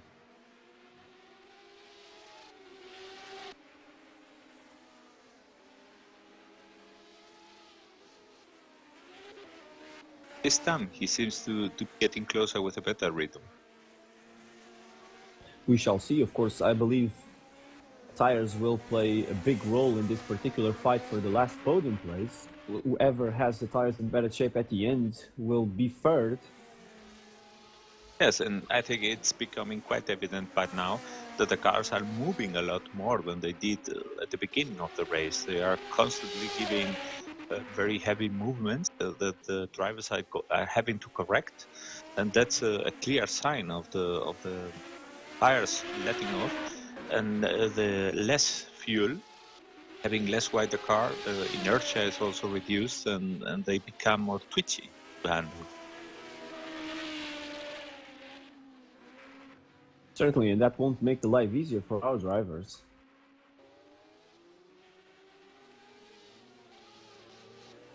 So maybe now we can take a look to our points positions at this moment in our championship to see how this will unfold, because at the moment Greg Arguassin and of course Gerard will profit immensely from this race, and Gerard, if he finishes on the podium, we will be able to once again maintain his lead in this championship. So let's ask Ben to display our current point standings, because Gerard is in the lead of our championship at the moment, and he doesn't seem to relinquish that anytime soon.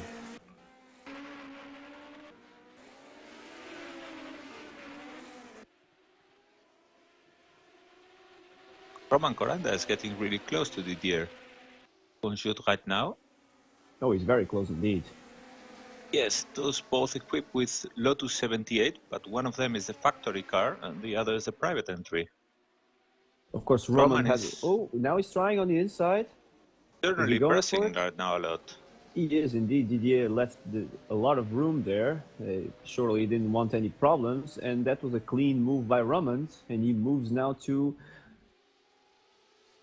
And I had to check there, he moves to 8th place. So he's gaining back those places that he lost when he had to stop.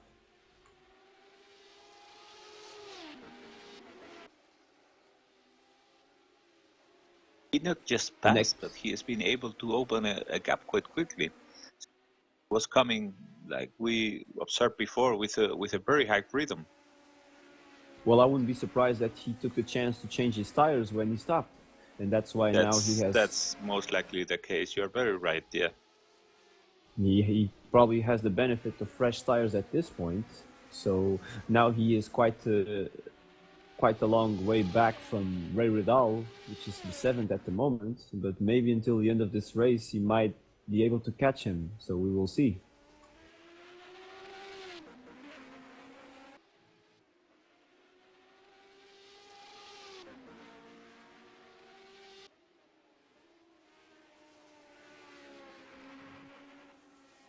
I don't have the difference right now on display, but yeah, Ray Ridal seems to, for the moment, somehow out of reach for Roman.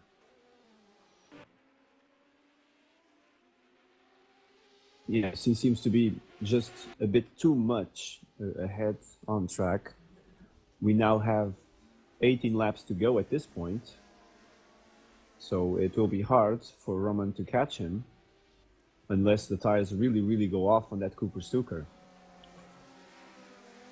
So I must say that even if you have chances of catching the car that is in front, probably most, if not all, the drivers on the grid are right now praying for the race to end, because it's been so tough that they probably just are happy with whatever situation they have right now at the finish.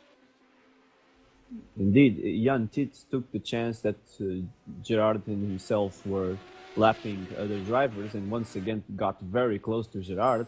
But now Gerard is once again with clear track ahead of him, and I wouldn't be surprised if he just pulls just slightly away. Seems to be the trend.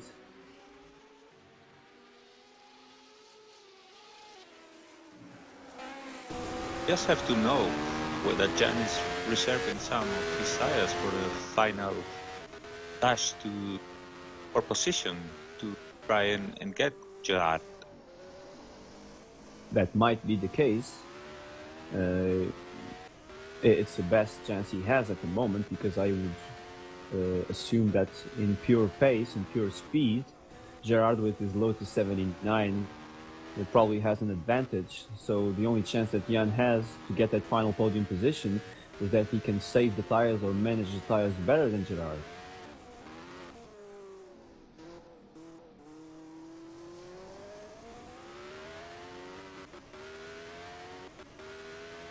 Meanwhile, our two friends in the back are still very much close to each other, enjoying a long way battle between the two.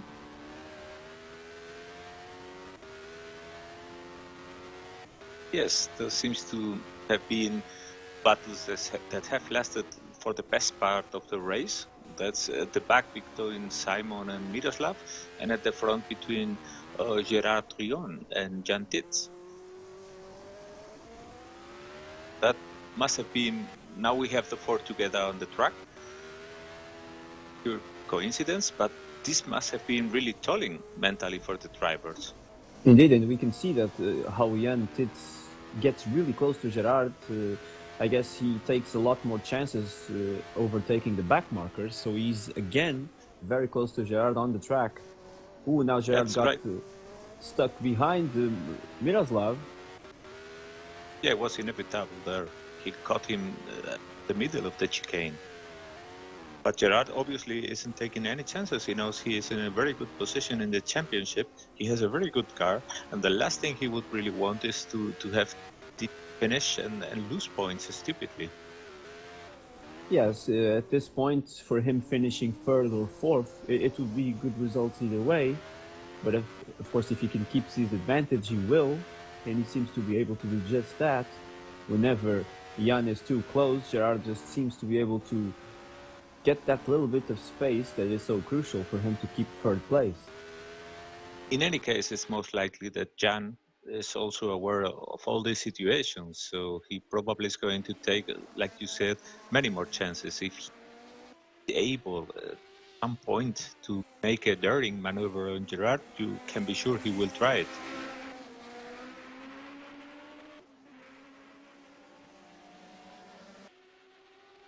Yes, Jan is also driving a good car, the Wolf, and he seems to be extracting whatever he can from it.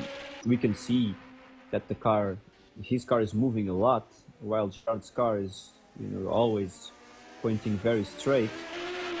I guess Gerard is really taking it steady. He doesn't want to make any mistake and throw this away. Now, this is one of those races where the true intelligent driver must come out. He must step forward, because this is where you actually show your racecraft in terms of championship season. You have to take this very professionally. You have a job to do here, not to do anything stupid, and just get along with it and bag the most points possible. Just one of those races you want to move on, not do anything that can stupidly damage your championship options. So there has to be a balance between keeping your concentration and still doing some decent finish. Indeed, this is a long season, and the season is won by points, not by race wins. So Gerard has that very much in mind, and he's leading this championship. And that's exactly what he wants to happen when this race ends. So he wants to end the race no matter what, preferably in a points position, and he's in one right now. Yes, he's assured he will be scoring points. Meanwhile, two that have no concern about it are Simon Watan and Miroslav Havlik, who are still at it, having their big share of fun in this race. I'm looking forward to reading their comments after the race, because, well, they seem to really enjoying themselves. Indeed, Miroslav doesn't seem to be able to shake Simon off, and Simon follows him like a shadow for these last few laps. And well, I think I told that already some race or races ago about Simon Watman. He's probably one of the most underrated drivers in our grids, because he's a guy that he's always having an easy approach. He's a very fun-loving. He always picks dogs of a car. He does it normally voluntarily, but he's actually a heck of a driver because when he is serious, when he's just trying to race quick and concentrated, he's a really hard opponent. I've been myself having fights with him sometimes at the back of the grids because I'm a slow driver and he because he picked a slow car, and it's so hard to shake him off. He's like a pit bull. Once he gets the bite on your leg, he isn't anyway letting off. Yes, and to all of you at home, this was Alberto being modest because he just won the first race of the USAC season, and here he is calling himself a slow driver. I'm certainly a slow driver at road races. I'm a bit better at ovals. That's the specialty that I like best. So that's where I feel at home. Well, and at home, you seemed like you won that race by 5,000ths of a second in an impressive race finish. Very, very emotional. And we are all looking forward to see more performances and more finishing like that in our USAC season.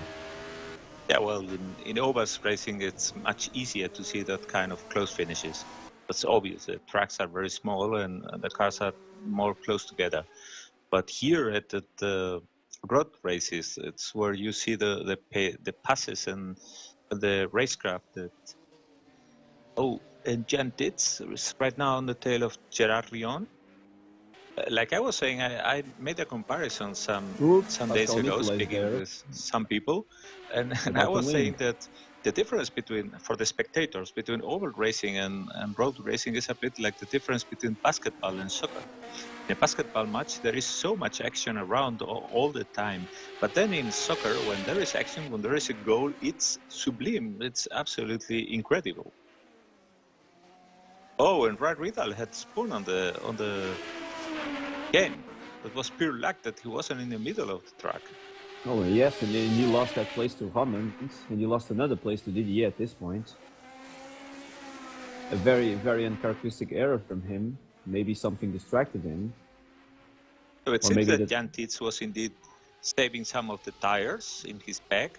And right now, with only 13 laps to finish, he determined to waste and throw whatever tire life he has in his rubbers so that he can make the pass and get Gerard's position. Yes, indeed. It's important to note that they are fighting for the podium, actually. This is the last podium spot. This is the right time to follow this fight because Jan Titz seems to be faster than ever and he's really close to Gerard despite despite the clear track in front of Gerard. And now he's trying on the inside. Ooh, it's very close there, but Gerard closed the door. So he keeps third place at this point. I think Gerard might, those front tires might be finished because he seems to be having quite a lot of trouble to get into these corners. Look, he's understeering quite a bit. It might also be the case if he is trying to force the car into the corners because he's getting a bit nervous with Jan all over the place for him. Oh, the Lotus just is backsliding a bit too much there, and now Jan is going on the outside. And he's already ahead. And I guess he's through because the next turn is the right-hander and he's in third place. Well, that was a lot of cool head from Jan because he was able to be on the outside for the whole fast turn and then make it on the brakes. But Gerard is having none of that. Oh, yes, whoa. He wants it badly, and he wants it right now. And he touched Jan because Jan moved. I believe Jan wasn't really aware of where Gerard was at that point. That was not a blocking move. It was simply that he was trying to get a better position for the braking. Probably, yes. Gerard was trying to fight right back, and he wasn't able. Let's see now that he has something in that Lotus to maybe keep up with Jan or maybe pose a threat to him now. Well, Gerard, knowing him, who is a calculating driver, will probably take it right now a bit easy and check, so to speak, the situation of his car, assess his abilities, and then if he decides to go forward, he will then suddenly speed up his rhythm and catch Jan. Well, Jan seems to have the upper hand on these corners because he gained quite a lot of distance from Gerard. Yeah, but like I said, watch him because Gerard is obviously the calculating driver. So, in my opinion, he will be right now cooling off his tires and his head and assessing the situation of his car. And if he feels he can catch Jan, you will see soon him on his tail again. If not, he will let him go and not waste any chance of getting his points finished. Well, he seems to have closed right back. It seems maybe the Lotus works. Now he made a crucial mistake, and I guess that's the end of this fight. That's very sad. You got it moving again, and you're still in fourth place. Fortunately, this time it was at a very low speed corner, so the barriers weren't that close. Would have gone very wrong for his championship options. Indeed. His fourth place is not under threat. He has a very, very large advantage over Philippe Martinelli, who is now fifth. So I guess he will just now cruise to the finish. I would bet that the tires on his Lotus were really, really going down at this point in terms of grip, and that's why he spun, and that's why he couldn't keep Jan behind him.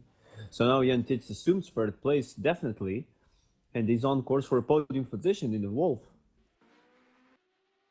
Yeah, well, one must recognize that he really deserved it, because he did all the right things in this race. He waited, he conserved his tires, and then at the last moment, when he was having just enough laps for it, put pressure on Gerard. He was on the move, and I believe he surprised Gerard.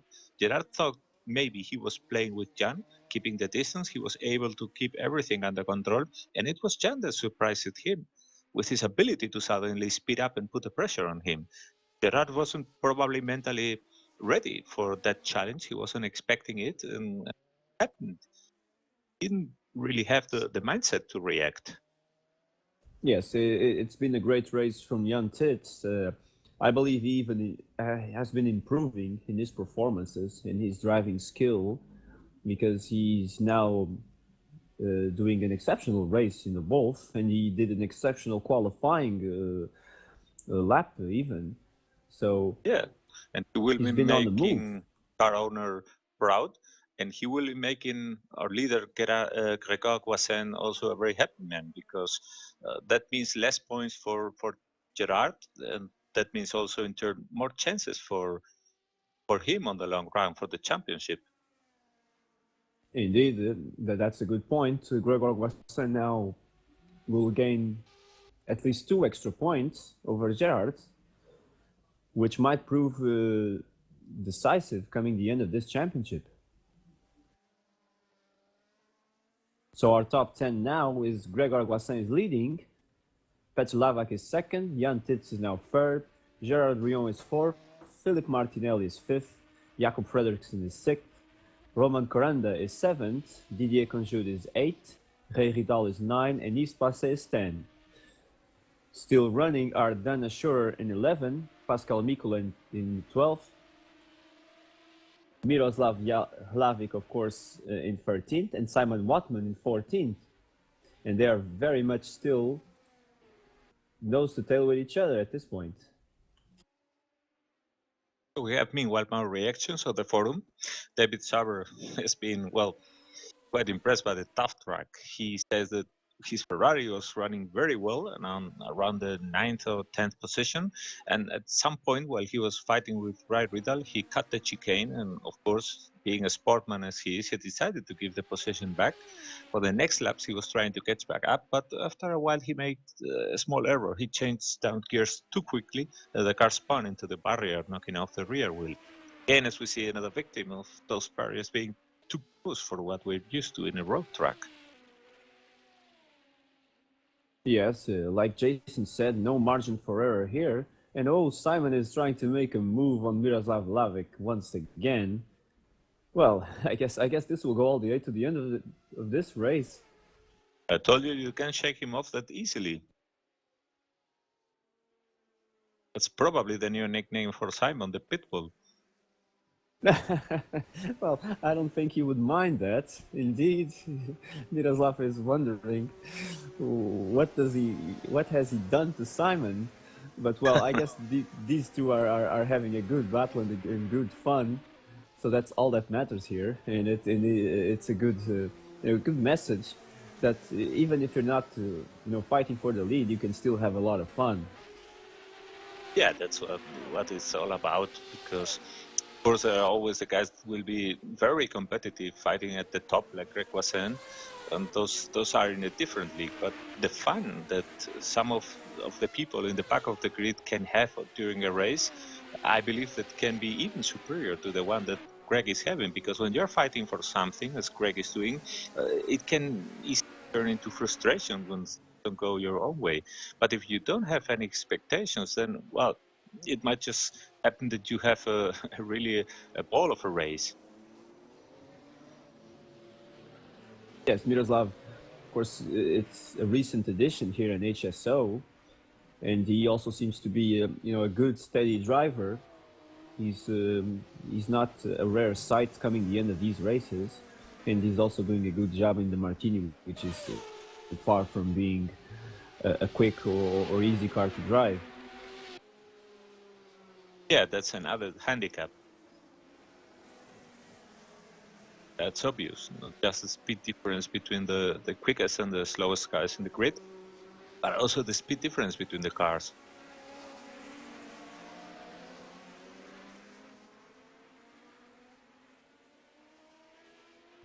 On the points at this moment, besides Jan Titz and Gerard Vion, of course, that we've been talking about, Philippe Martinelli and Jakob Fredriksson will be the people gaining points if they finish in the order they are running now. Jakob Fredriksson, who was the winner of the Monaco Grand Prix with the ATS, a surprise win there. I guess this time we won't have such a big surprise. Maybe the walls are not that close as they were in Monaco, but still a good performance from him, and another point for the ATS team if he finishes. Yeah, always a steady and reliable driver. Sure. Meanwhile, more in the back, Didier Conjure is also still running in 8th. Ray Vidal, after that spin, is running in 9th. Yves Passet, once again, steady Yves, is doing his job and is in 10th place, followed by Dana Schurer. Dana is still running. And behind her is Pascal, who, despite losing his front wing, he managed to repair it and he's back on track. And behind him, it's our two friends, Miroslav and Simon.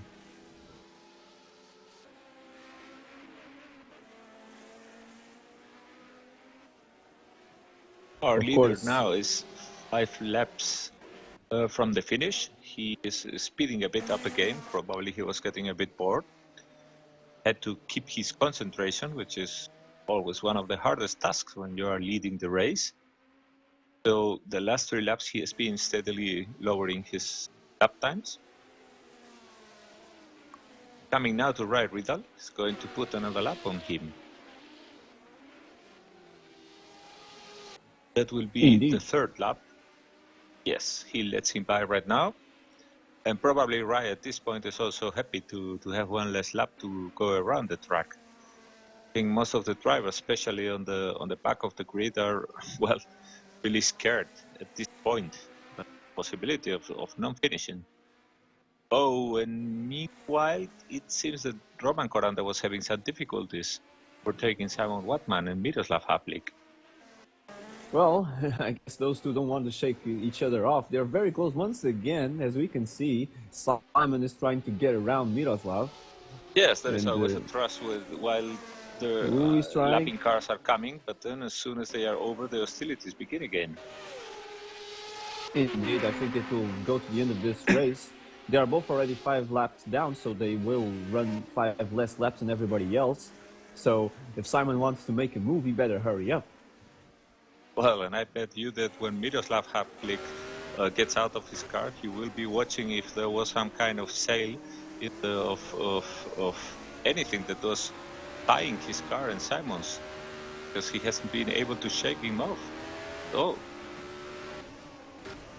Yes, I guess his rear wing is some sort of motivation for Simon to keep pushing, because he seems to be always catching him no matter what happens. and we can take maybe this short break to reflect on the current state of Formula One. And I wanted to comment that despite the fiasco that was the qualifying on the first race of this 2016 season, they will do the same once again in the second race. And one has to wonder, what are they thinking there, Alberto? Well, they probably just want to do like with those terminal ill people, they just want to speed up the end. Yes, and it's a real shame. While we watch Simon yet again very, very close to Miroslav. He's looking, but he can't pass there. Indeed, it's a shame that Formula One has gotten to this state from the glory days that we are even trying here to recreate virtually. There he goes, Simon he's making Watman. his move now. Now, indeed, on the inside. it. Oh, and Miroslav, he wanted to keep his place, but no, he's not, and Simon is through. But Simon, he's giving him space, of course, being Simon. Maybe Miroslav will try again to repass Simon at the end of this short straight that we are coming up. Not the best place to do, like I said, because they're coming out of this very fast turn. There you go. He lost a bit of the front grip because he was close. That's a reason why we have seen so little overtaking here. Race. Ooh, now Miroslav, he almost stopped to let Gerard pass, so he lost quite a bit of time there. It was not easy letting Gerard pass because he's very close to the end of the race and There was something wrong. I guess they touched because Miroslav has lost the wing. Oh, that's a real shame. Pascal Mikula too. Miroslav is without his front wing. I guess he will have to stop to repair. I guess maybe he wanted to give too much space to Gerard and they touched. He was probably to fix it at the moment in his fight with Simon and didn't Gerard properly coming. Well, Pascal is without his rear wing and I don't know what he's doing because he should have gone to the pits there, but instead he's starting yet another lap. Probably thinks that the finish is that close that not worth going through the pits. Well, I wouldn't say so because Simon just overtook him and he will... Miroslav is certainly going into the pits. Greg Wassan is going to start his penultimate lap. So I believe that Pascal simply decided that it was not worth going into the pits. He might lose maybe, he thought, the position against Miroslav Havlik, and that he had more chances staying on track. Well, it will be between. And he's spinning now. Yes, it was a very risky decision, and it ended bad. Yes, trying to join the track again, but it's a very dangerous situation. Trying to control these cars without the rear wing is very, very difficult. And, yeah, with the tires as worn as they will be by now. I won't be surprised that Miroslav still overtakes him before this race ends. So we will be watching our leader, who is on his last lap. As soon as he crosses the finish line, the race will be over. And, oh my God, what a drama. Look, Gerard Rion has broken. He has hit the wall or something. Oh, what happened Our leader there? just went by him. Ooh, What happened to Gerard? This is a disaster for his championship. And he's trying to put a Villeneuve, like David Saber said some moments ago in the board. He's trying to finish on three wheels. Yeah, he can do that because Gregor Wasson, I think he just crossed the line. He has won this race. Whoa, it's very hard to drive like that. Speed.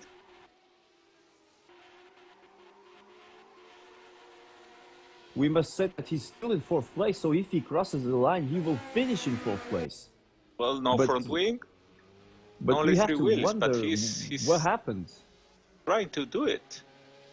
Gregor Wasson has won the race, his second win of the season. Jakob Fredriksson and other drivers already crossed the line, but they were Oh lapped my God, down. and look what happened to Gerard. His car is coming to a stop. That's big drama. Maybe his front wheel it was locking. He maybe not even able to Petr Lava just prowl crosses to the the finish line. line. Look how close he is.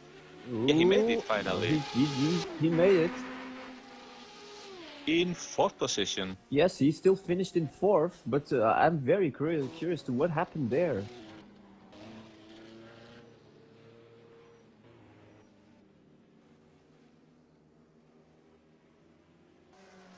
So the top 10 already crossed the line. So Gregor Boissin won this race, like we said. Petr Lavak finished second, Jan Tits third, Gerard Vignon fourth, Philip Martinelli fifth, Jakob Frederiksen sixth. These are the point standings, the point awarded drivers, I mean. Roman Corano was seventh, Didier Conjud eighth, Ray Vidal ninth, and Yves Passet 10th, Dana Schurer 11th, 12th Simon Wattman, 13th Pascal Mikula, and 14th we have Miroslav Lavik, who is still going to cross the line.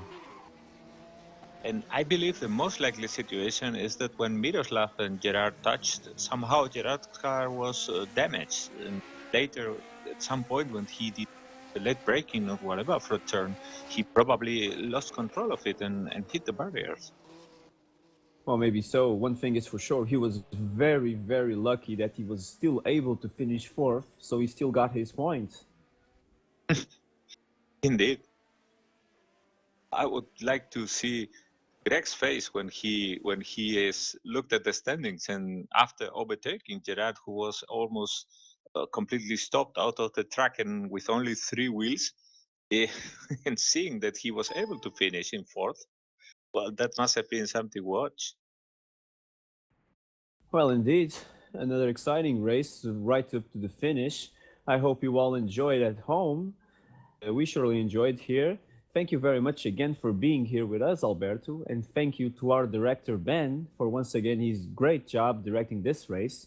We hope to see you all soon at the next race of this 1978 Formula One Championship. So from now, bye-bye to everyone. Thank you, guys. See you at Jarama.